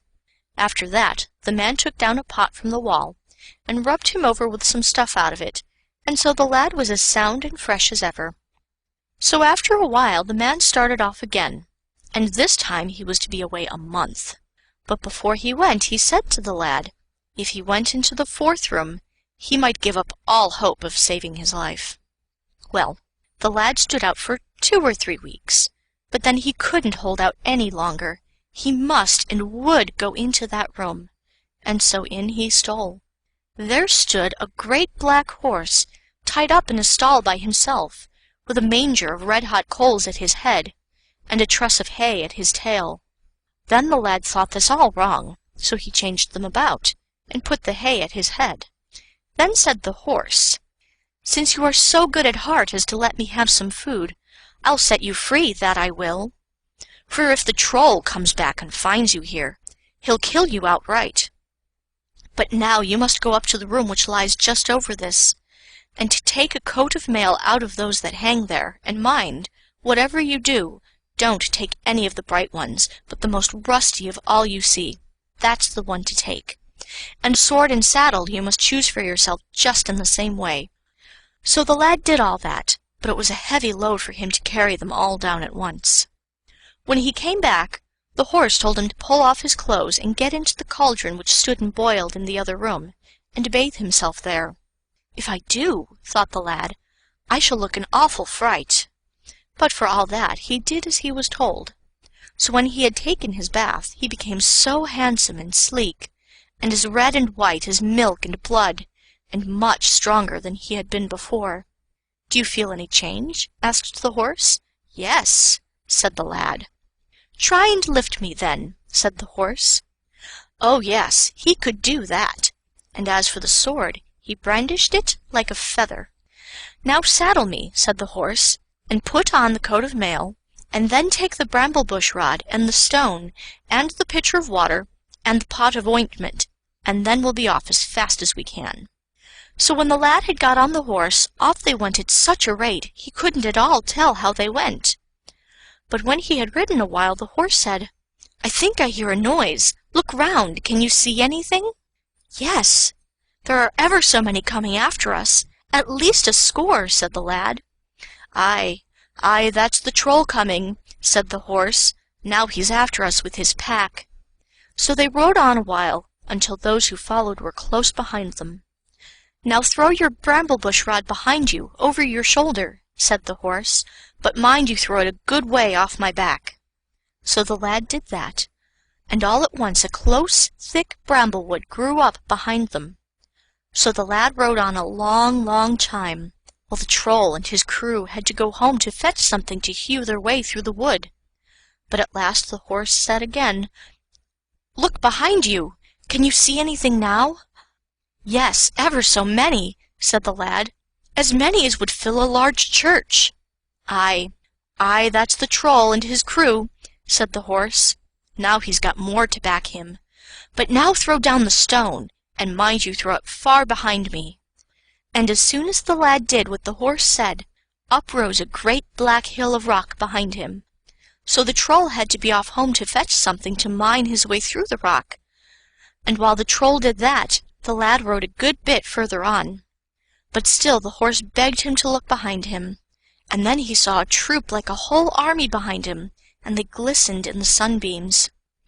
"Aye, aye," said the horse, "that's the troll, and now he's got his whole band with him, so throw the pitcher of water behind you, but mind you don't spill any of it upon me." So the lad did that, but in spite of all the pains he took, he still spilled one drop on the horse's flank. So it became a great deep lake, and because of that one drop, the horse found himself far out in it, but still he swam safe to land. But when the trolls came to the lake, they lay down to drink it dry, and so they swilled and swilled till they burst. "Now we're rid of them," said the horse. So when they had gone a long, long while, they came to a green patch in a wood. "Now strip off all your arms," said the horse, "and only put on your ragged clothes, and take the saddle off me, and let me loose, and hang all my clothing and your arms up inside that great hollow lime-tree yonder. Then make yourself a wig of fir moss, and go up to the king's palace, which lies close here, and ask for a place. Whenever you need me, only come here and shake the bridle, and I'll come to you." Yes, the lad did all his horse told him, and as soon as ever he put on the wig of moss he became so ugly, and pale, and miserable to look at, no one would have known him again. Then he went up to the king's palace and begged first for leave to be in the kitchen, and bring in wood and water for the cook. But then the kitchen maid asked him, "Why do you wear that ugly wig? Off with it! I won't have such a fright in here." "No, I can't do that," said the lad, "for I'm not quite right in my head." "Do you think, then, I'll have you in here about the food?" cried the cook. "Away with you to the coachman. You're best fit to go and clean the stable." But when the coachman begged him to take his wig off, he got the same answer, and he wouldn't have him either. "You'd best go down to the gardener," said he. "You're best fit to go about and dig in the garden." So he got leave to be with the gardener, but none of the other servants would sleep with him, and so he had to sleep by himself under the steps of the summer-house. It stood upon beams, and had a high staircase. Under that he got some turf for his bed, and there he lay as well as he could. So when he had been some time at the palace, it happened one morning, just as the sun rose, that the lad had taken off his wig, and stood and washed himself, and then he was so handsome it was a joy to look at him. So the princess saw from her window the lovely gardener's boy, and thought she had never seen anyone so handsome. Then she asked the gardener why he lay out there under the steps. "Oh," said the gardener, "none of his fellow servants will sleep with him, that's why. Let him come up tonight and lie at the door inside my bedroom, and then they'll not refuse to sleep with him any more," said the princess. So the gardener told that to the lad. "Do you think I'll do any such thing?" said the lad. "Why, they'd say next there was something between me and the princess." "Yes," said the gardener, "you've good reason to fear any such thing, you who are so handsome." "Well, well," said the lad, "since it's her will, I suppose I must go." So when he was to go up the steps in the evening, he tramped and stamped so on the way that they had to beg him to tread softly, lest the king should come to know it. So he came into the princess's bedroom, lay down, and began to snore at once. Then the princess said to her maid, "Go gently, and just pull his wig off." And she went up to him. But just as she was going to whisk it off, he caught hold of it with both hands, and said she should never have it. After that he lay down again, and began to snore. Then the princess gave her maid a wink, and this time she whisked off the wig, and there lay the lad so lovely, and white and red, just as the princess had seen him in the morning sun. After that, the lad slept every night in the princess' bedroom. But it wasn't long before the king came to hear how the gardener's lad slept every night in the princess' bedroom, and he got so wroth he almost took the lad's life. He didn't do that, however, but he threw him into the prison tower, and as for his daughter, he shut her up in her own room, whence she never got leave to stir day or night. All that she begged, and all that she prayed, for the lad and herself, was no good. The king was only more wroth than ever. Some time after came a war and uproar in the land, and the king had to take up arms against another king, who wished to take the kingdom from him. So when the lad heard that, he begged the jailer to go to the king, and ask for a coat of mail and a sword, and for leave to go to the war. All the rest laughed when the jailer told his errand, and begged the king to let him have an old worn-out suit, that they might have the fun of seeing such a wretch in battle. So he got that, and an old broken-down hack besides, which went upon 3 legs, and dragged the 4th after it. Then they went out to meet the foe, but they hadn't got far from the palace before the lad got stuck fast in a bog with his hack. There he sat and dug his spurs in, and cried, "Gee up! Gee up!" to his hack, and all the rest had their fun out of this, and laughed, and made game of the lad as they rode past him.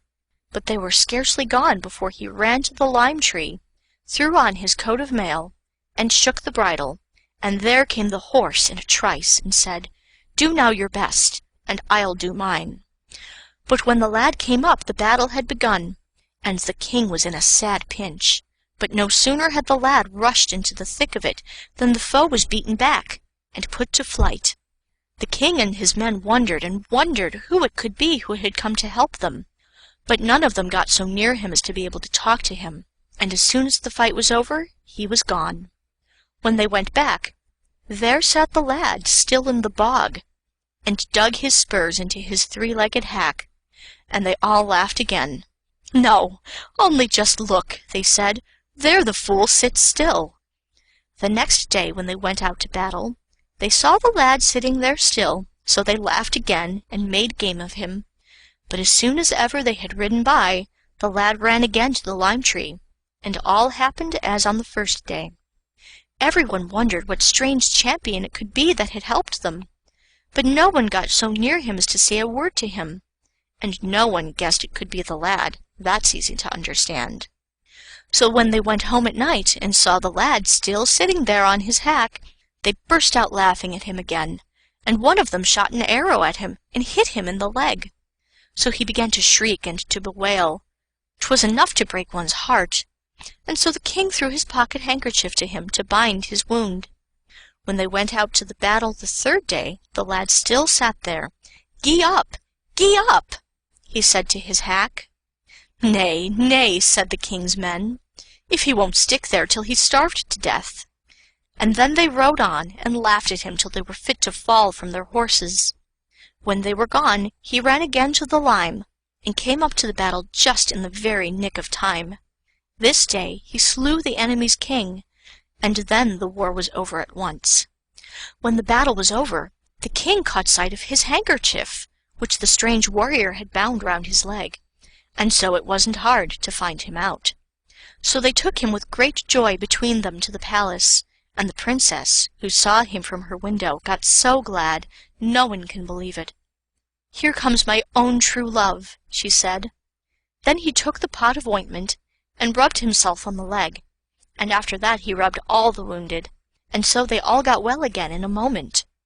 So he got the princess to wife, but when he went down into the stable where his horse was, on the day the wedding was to be, there it stood so dull and heavy, and hung its ears down, and wouldn't eat its corn. So when the young king, for he was now a king and had got half the kingdom, spoke to him and asked what ailed him, the horse said, "Now I have helped you on, and now I won't live any longer. So just take the sword and cut my head off." "No, I'll do nothing of the kind," said the young king. "But you shall have all you want, and rest all your life."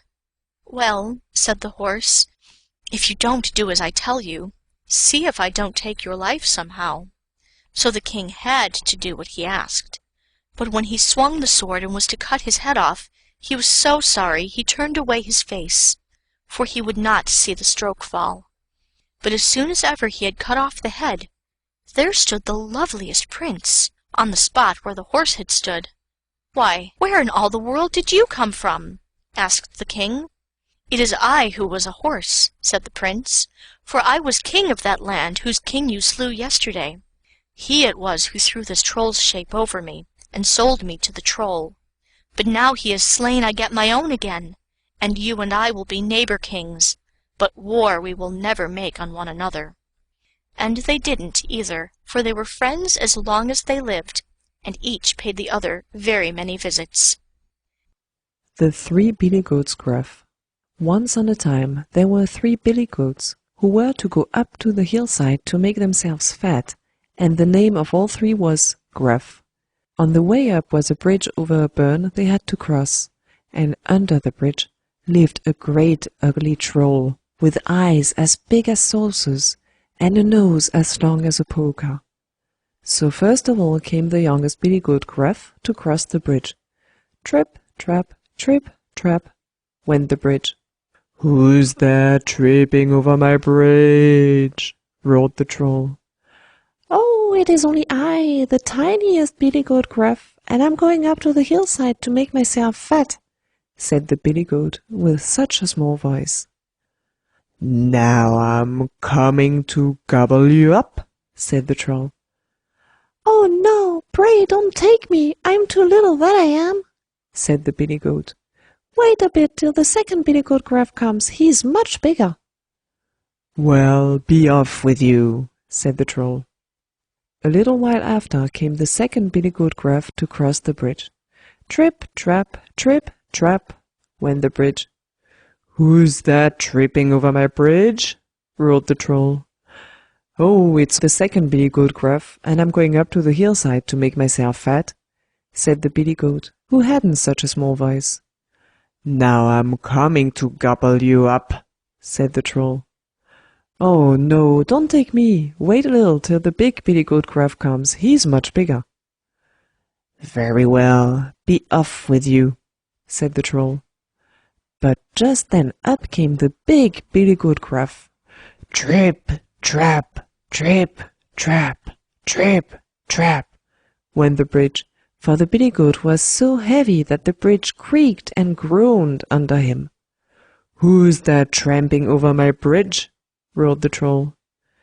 "It's I, the big billy goat Gruff," said the billy goat, who had an ugly hoarse voice of his own. "Now I'm coming to gobble you up," roared the Troll. "Well, come along, I've got 2 spears, and I'll poke your eyeballs out at your ears. I've got besides 2 curling stones, and I'll crush you to bits, body and bones." That was what the big billy goat said, and so he flew at the Troll, and poked his eyes out with his horns, and crushed him to bits, body and bones, and tossed him out into the burn, and after that he went up to the hillside. There the billy goats got so fat they were scarce able to walk home again, and if the fat hasn't fallen off them, why they're still fat, and so, snip snap snout, this tale is told out. The 3 Princesses and the Blue Mountain. There were once upon a time a king and a queen who had no children, and they took it so much to heart that they hardly ever had a happy moment. One day the king stood in the portico and looked out over the big meadows and all that was his. But he felt he could have no enjoyment out of it all, since he did not know what would become of it after his time. As he stood there pondering, an old beggar woman came up to him and asked him for a trifle in heaven's name. She greeted him and curtsied and asked what ailed the king, since he looked so sad. "You can't do anything to help me, my good woman," said the king. "It's no use telling you." "I'm not so sure about that," said the beggar woman. "Very little is wanted when luck is in the way. The king is thinking that he has no heir to crown and kingdom, but he need not mourn on that account," she said. "The queen shall have 3 daughters, and great care must be taken that they do not come out under the open heavens before they are all 15 years old. Otherwise the snowdrift will come and carry them away." When the time came, the queen had a beautiful baby girl. The year after that she had another, and the 3rd year she also had a girl. The king and the queen were glad beyond all measure, but although the king was very happy, he did not forget to set a watch at the palace door so that the princesses should not get out. As they grew up they became both fair and beautiful, and all went well with them in every way. Their only sorrow was that they were not allowed to go out and play like other children.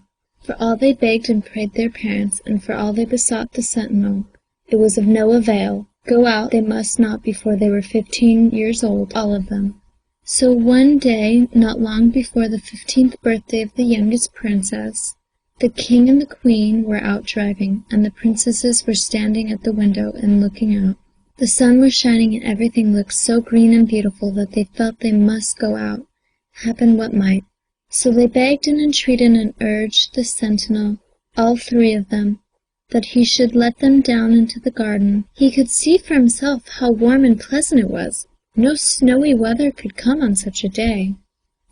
Well, he didn't think it looked much like it either, and if they must go, they had better go, the soldier said. But it must only be for a minute, and he himself would go with them and look after them.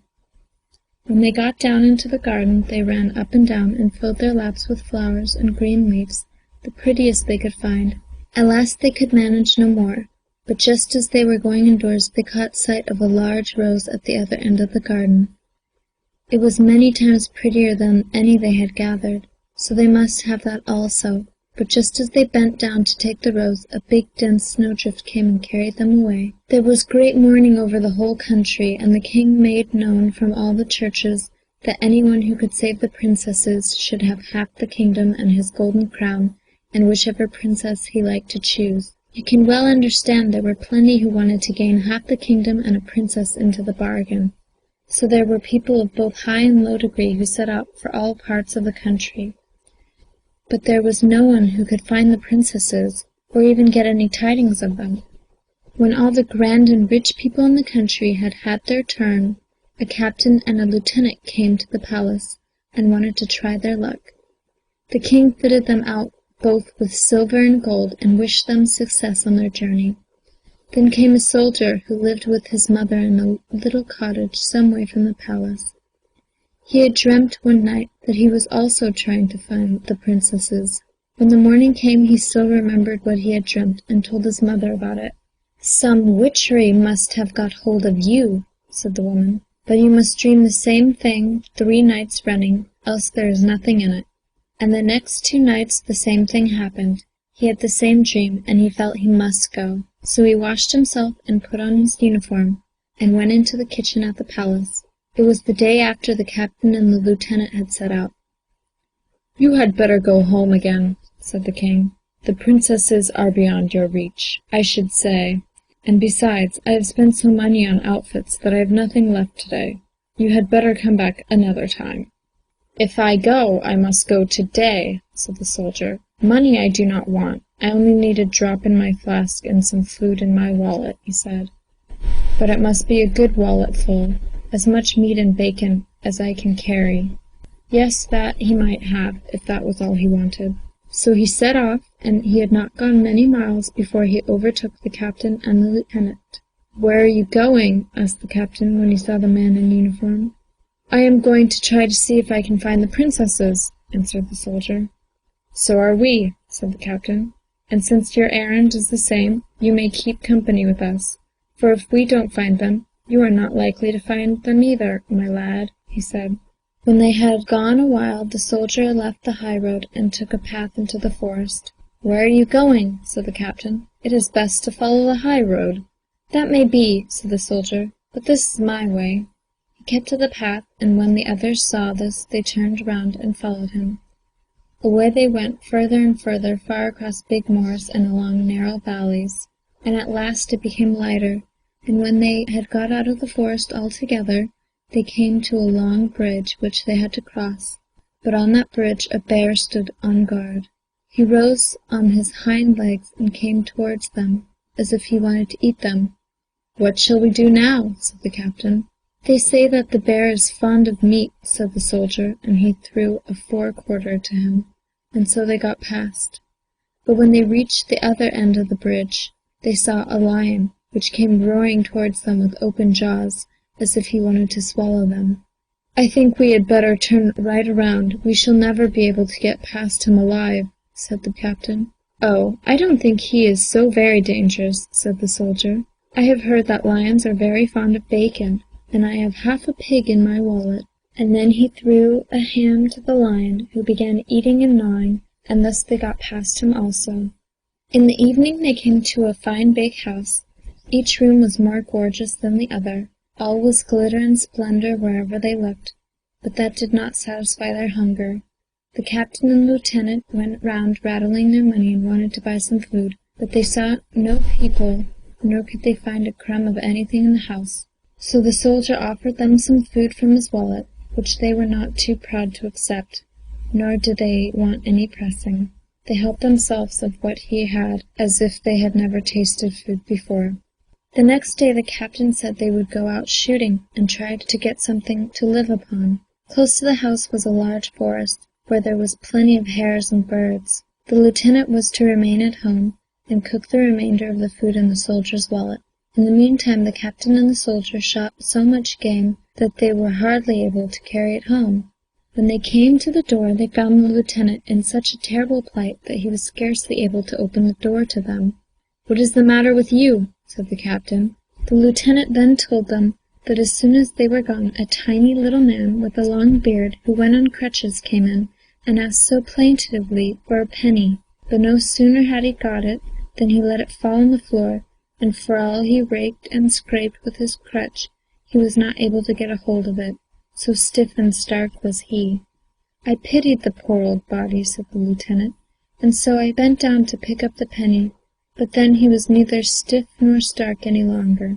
He began to belabor me with his crutches till very soon I was unable to move a limb." "You ought to be ashamed of yourself, you, one of the king's officers, to let an old cripple give you a thrashing, and then tell people of it into the bargain," said the captain. "Pshaw! Tomorrow I'll stop at home, and then you'll hear another story." The next day the lieutenant and the soldier went out shooting, and the captain remained at home to do the cooking and look after the house. But if he fared no worse, he certainly fared no better than the lieutenant. In a little while the old man came in and asked for a penny. He let it fall as soon as he had got it. Gone it was and could not be found, so he asked the captain to help him find it, and the captain, without giving a thought, bent down to look for it. But no sooner was he on his knees than the cripple began belaboring him with his crutches, and every time the captain tried to rise, he got a blow which sent him reeling.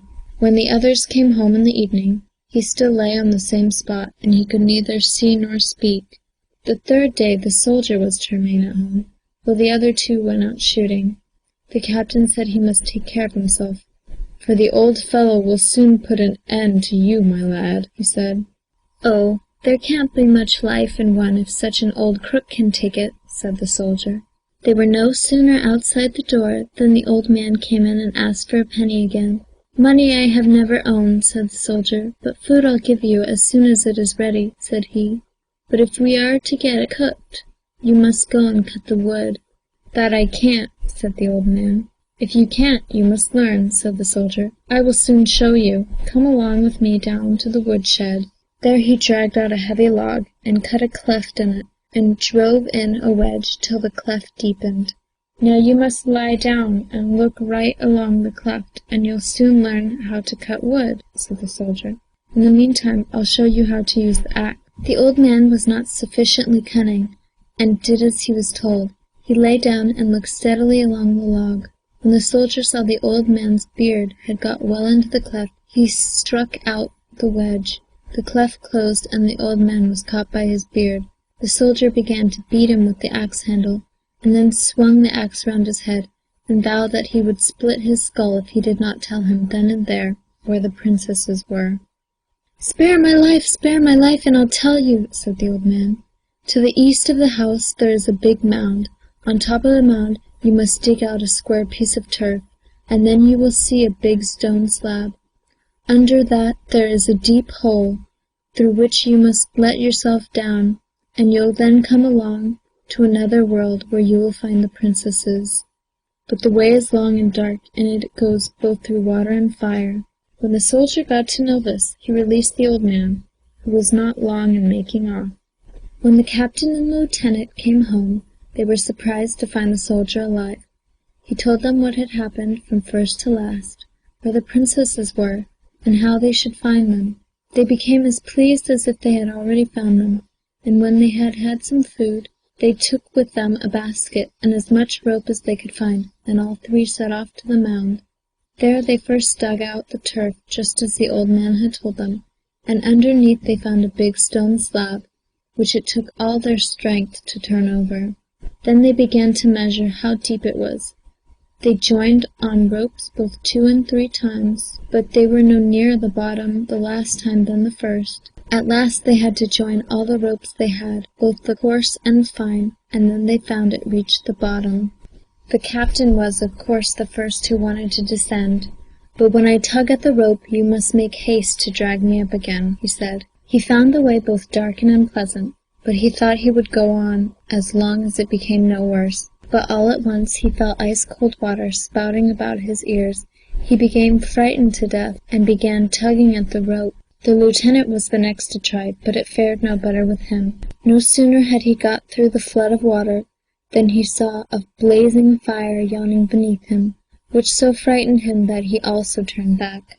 The soldier then got into the bucket, and down he went through the fire and water right on till he came to the bottom, where it was so pitch dark that he could not see his hand before him. He dared not let go the basket, but went round in a circle, feeling and fumbling about him. At last he discovered a gleam of light far, far away, like the dawn of day, and he went on in that direction.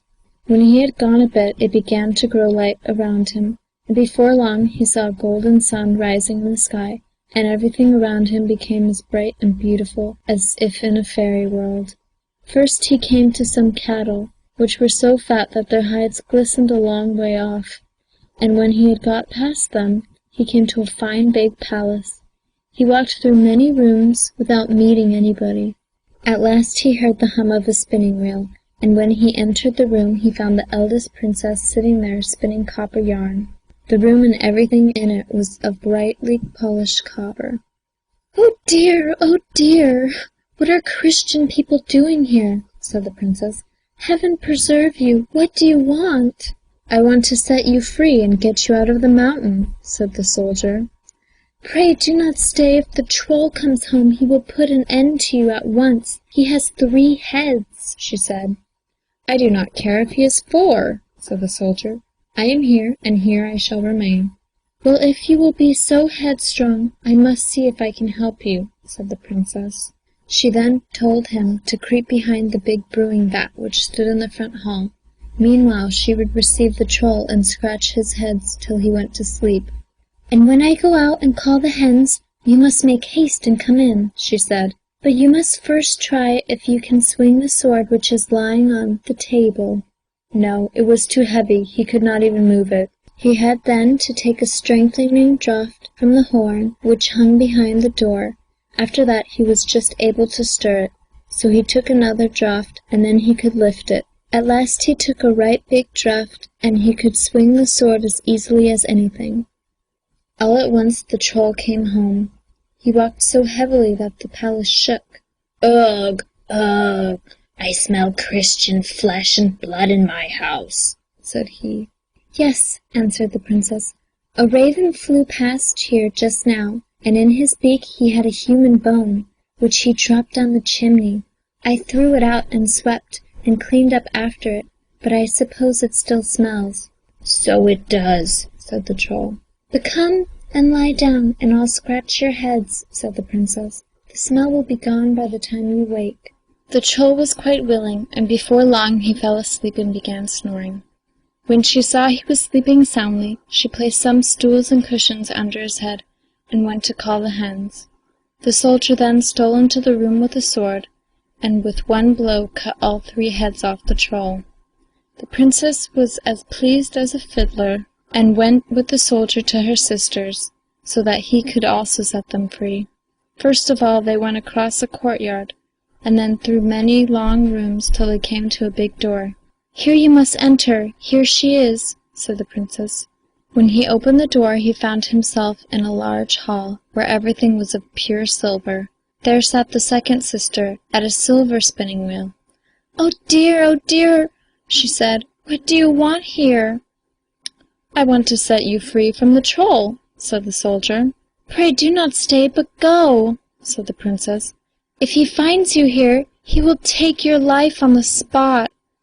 "That would be awkward. That is, if I don't take his first," said the soldier. "Well, since you will stay," she said, "you will have to creep behind the big brewing vat in the front hall. But you must make haste and come as soon as you hear me calling the hens."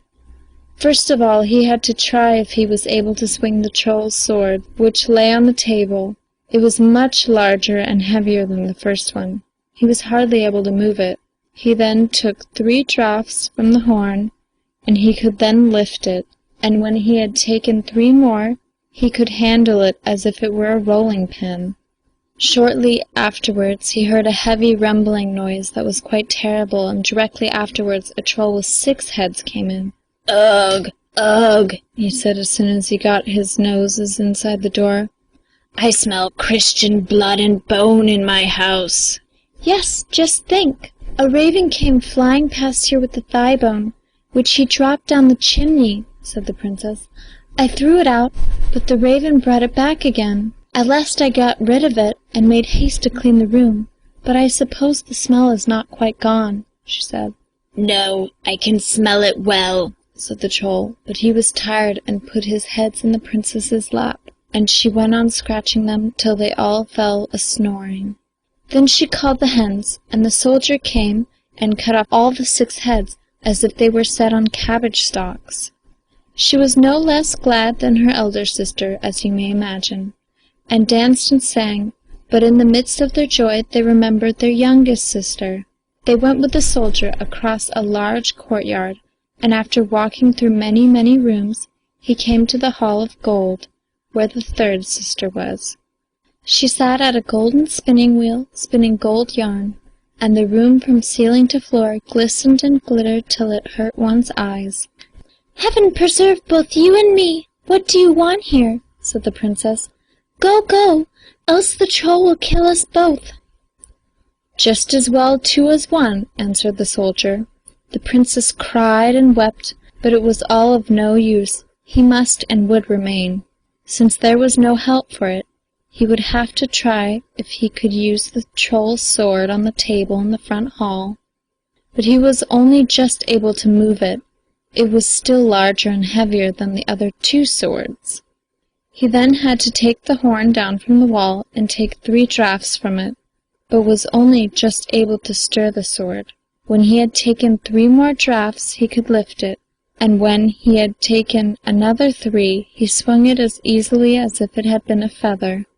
The princess then settled with the soldier to do the same as her sisters had done. As soon as the troll was well asleep, she would call the hens, and he must then make haste and come in, and put an end to the troll.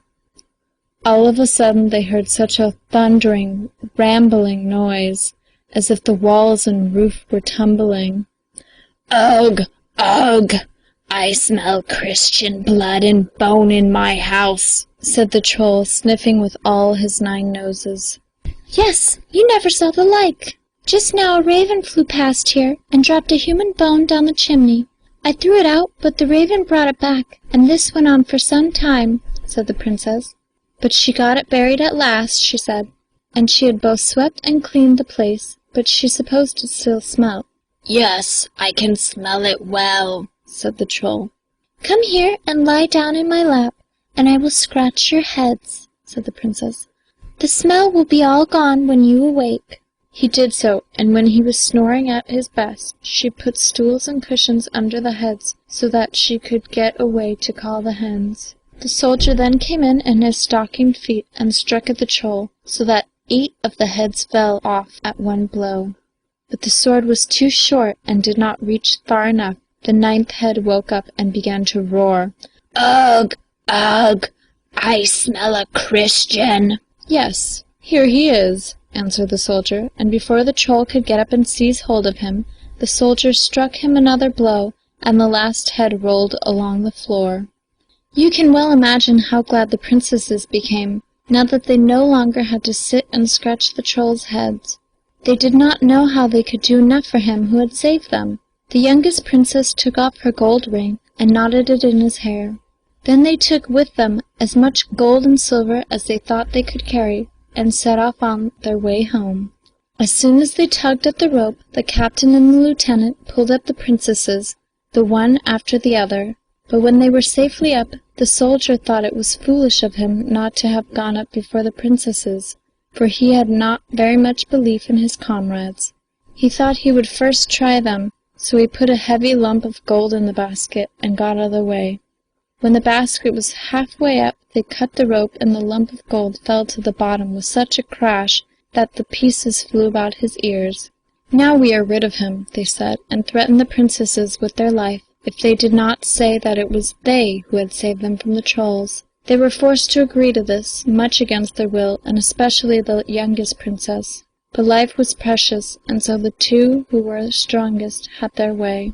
When the captain and lieutenant got home with the princesses, you may be sure there was great rejoicings at the palace. The king was so glad he didn't know which leg to stand on. He brought out his best wine from his cupboard, and wished the 2 officers welcome. They had never been honored before. They were honored now in full measure, and no mistake.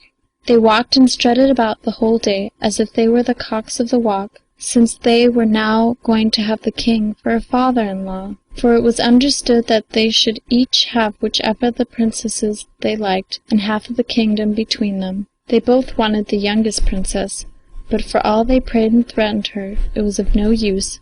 She would not hear or listen to either. Then they asked the king if they might have 12 men to watch over her. She was so sad and melancholy since she had been in the mountain, that they were afraid she might do something to herself. Yes, that they might have, and the king himself told the watch they must look well after her, and follow her wherever she went and stood. They then began to prepare for the wedding of the 2 eldest sisters. It should be such a wedding as never was heard or spoken of before, and there was no end to the brewing and the baking and the slaughtering. In the meantime the soldier walked and strolled about down in the other world. He thought it was hard that he should see neither people nor daylight any more, but he would have to do something, he thought, and so for many days he went about from room to room and opened all the drawers and cupboards and searched about on the shelves and looked at all the fine things that were there. At last he came to a drawer on the table in which there lay a golden key. He tried this key to all the locks he could find, but there was none it fitted till he came to a little cupboard over the bed, and in it he found a rusty old whistle. "I wonder if there is any sound in it," he thought, and put it to his mouth. No sooner had he whistled than he heard a whizzing and a whirring from all quarters, and such a large flock of birds swept down that they blackened all the field in which they settled. "What does our master want today?" they asked. If he were their master, the soldier said, he would like to know if they could tell him how to get up to the earth again. No, none of them knew anything about that. "But our mother has not yet arrived," they said. "If she can't help you, no one can." So he whistled once more, and shortly heard something flapping its wings far away, and then it began to blow so hard that he was carried away between the houses like a wisp of hay across the courtyard, and if he had not caught hold of the fence, he would no doubt have been blown away altogether. A big eagle, bigger than you can imagine, then swooped down in front of him. "You come rather sharply," said the soldier. "As you whistle, so I come," answered the eagle. So he asked her if she knew any means by which he could get away from the world in which they were. "You can't get away from here unless you can fly," said the eagle. "But if you will slaughter 12 oxen for me, so that I can have a really good meal, I will try and help you. Have you got a knife?" "No, but I have a sword," he said. When the eagle had swallowed the 12 oxen, she asked the soldier to kill one more for the victuals of the journey. "Every time I gape, you must be quick and fling a piece into my mouth," she said, "else I shall not be able to carry you up to earth." He did as she asked, and hung 2 large bags of meat round her neck, and seated himself among her feathers. The eagle then began to flap her wings, and off they went through the air like the wind. It was as much as the soldier could do to hold on, and it was with the greatest difficulty he managed to throw the pieces of flesh into the eagle's mouth every time she opened it. At last the day began to dawn, and the eagle was then almost exhausted, and began flapping with her wings, but the soldier was prepared, and seized the last hind quarter and flung it to her. Then she gained strength and brought him up to earth. When she had sat and rested a while at the top of a large pine tree, she set off with him again, at such a pace that flashes of lightning were seen both by sea and land wherever they went. Close to the palace the soldier got off, and the eagle flew home again. But first she told him that if he at any time should want her, he need only blow the whistle, and she would be there at once. In the meantime everything was ready at the palace, and the time approached when the captain and the lieutenant were to be married with the 2 eldest princesses, who, however, were not much happier than their youngest sister. Scarcely a day passed without weeping and mourning, and the nearer their wedding day approached, the more sorrowful did they become. At last the king asked what was the matter with them. He thought it was very strange that they were not merry and happy, now that they were saved and had been set free, and were going to be married. They had to give some answer, and so the eldest sister said they would never be happy any more, unless they could get such checkers as they had played with in the Blue Mountain. That, thought the king, could be easily managed, and so he sent word to all the best and cleverest goldsmiths in the country, that they should make these checkers for the princesses. For all they tried, there was no one who could make them. At last all the goldsmiths had been to the palace except one, and he was an old infirm man who had not done any work for many years except odd jobs, by which he was just able to keep himself alive. To him the soldier went and asked to be apprenticed. The old man was so glad to get him, for he had not had an apprentice for many a day, that he brought out a flask from his chest and sat down to drink with the soldier. Before long the drink got into his head, and when the soldier saw this he persuaded him to go up to the palace and tell the king that he would undertake to make the checkers for the princesses. He was ready to do that on the spot. He had made finer and grander things in his day, he said. When the king heard there was someone outside who could make the checkers, he was not long in coming out. "Is this true what you say, that you can make such checkers as my daughters want?" he asked. "Yes, it is no lie," said the goldsmith, that he would answer for. "That's well," said the king. "Here is the gold to make them with, but if you do not succeed, you will lose your life, since you have come and offered yourself, and they must be finished in 3 days." The next morning, when the goldsmith had slept off the effects of the drink, he was not quite so confident about the job. He wailed and wept and blew up his apprentice. who had got him into such a scrape while he was drunk. The best thing would be to make short work of himself at once, he said, for there could be no hope for his life. When the best and grandest goldsmiths could not make such checkers, was it likely that he could do it? "Don't fret on that account," said the soldier, "but let me have the gold, and I'll get the checkers ready in time. But I must have a room to myself to work in," he said. This he got, and thanks into the bargain. The time wore on, and the soldier did nothing but lounge about, and the goldsmith began to grumble, because he would not begin with the work. "Don't worry yourself about it," said the soldier. "There is plenty of time. If you are not satisfied with what I have promised, you had better make them yourself."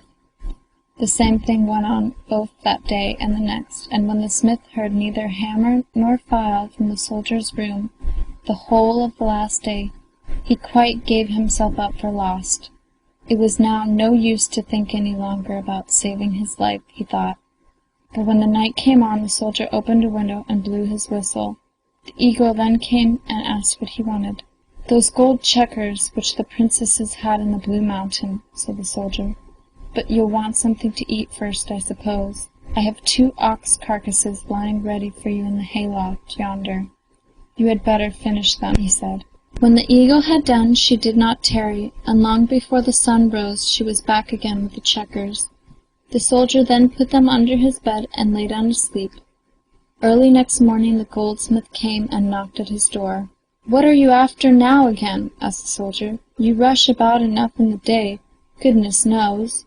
If one cannot have peace when one is abed, whoever would be an apprentice here?" he said. Neither praying nor begging helped that time. The goldsmith must and would come in, and at last he was let in. And then you may be sure there was soon an end to his wailing. But still more glad than the goldsmith were the princesses, when he came up to the palace with the checkers, and gladdest of all was the youngest princess. "Have you made them yourself?" she asked. "No, if I must speak the truth, it is not I," he said, "but my apprentice who had made them." "I should like to see this apprentice," said the princess. In fact, all 3 wanted to see him, and if he valued his life, he would have to come. He was not afraid either of womenfolk or grandfolk, said the soldier, and if it could be any amusement to them to look at his rags, they should soon have that pleasure. The youngest princess recognized him at once. She pushed the soldiers aside and ran up to him, gave him her hand, and said, "Good day, and many a thanks for all you have done for us. It is he who freed us from the trolls in the mountain," she said to the king. "He is the one I will have." And then she pulled off his cap and showed him the ring she had tied in his hair. It soon came out how the captain and lieutenant had behaved, and so they had to pay the penalty of their treachery with their lives, and that was the end of their grandeur. But the soldier got the golden crown and half the kingdom, and married the youngest princess. At the wedding they drank and feasted both well and long, for feast they all could, even if they could not find the princesses, and if they have not yet done feasting and drinking, they must be at it still. The Cat on the Dovrefell. Once on a time there was a man up in Denmark who had caught a great white bear, which he was going to take to the King of Denmark.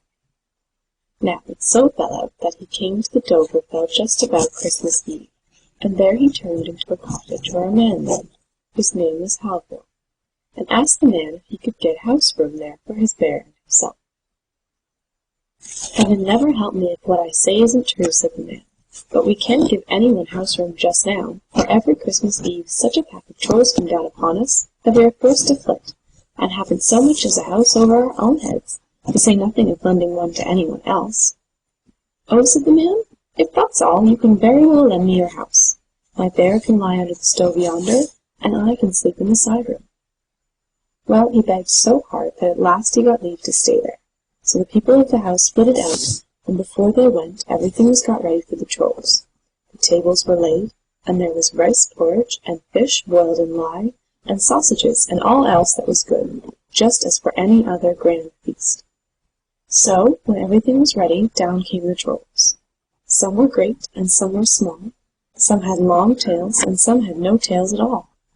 Some, too, had long, long noses, and they ate and drank, tasted everything. Just then one of the little trolls caught sight of the white bear, who lay under the stove. So he took a piece of sausage and stuck it on a fork, and went and poked it up against the bear's nose, screaming out, "Pussy, will you have some sausage?" Then the white bear rose up and growled, and hunted the whole pack of them out of doors, both great and small. Next year Halvor was out in the woods on the afternoon of Christmas Eve, cutting wood before the holidays, for he thought the Trolls would come again. And just as he was hard at work, he heard a voice in the wood calling out, "Halvor, Halvor!" "Well," said Halvor, "here I am." "Have you got your big cat with you still?" "Yes, that I have," said Halvor. "She's lying at home under the stove, and what's more, she has now got 7 kittens, far bigger and fiercer than she is herself." "Oh, then we will never come to see you again," bawled out the Troll, away in the wood, and he kept his word, for since that time the Trolls have never eaten their Christmas brose with Halvor on the Dovrefell. One's own children are always prettiest. A sportsman went out once into a wood to shoot, and he met a snipe. "Dear friend," said the snipe, "don't shoot my children." "How shall I know your children?" asked the sportsman. "What are they like?" "Oh," said the snipe, "mine are the prettiest children in all the wood." "Very well," said the sportsman, "I'll not shoot them. Don't be afraid." But for all that, when he came back, there he had a whole string of young snipes in his hand, which he had shot. "Oh, oh!" said the snipe, "why did you shoot my children after all?" "What? These your children?" said the sportsman. "Why, I shot the ugliest I could find, that I did." "Woe is me!" said the snipe. "Don't you know that each one thinks his own children the prettiest in the world?" End of East of the Sun and West of the Moon. Please visit LibriVox.org.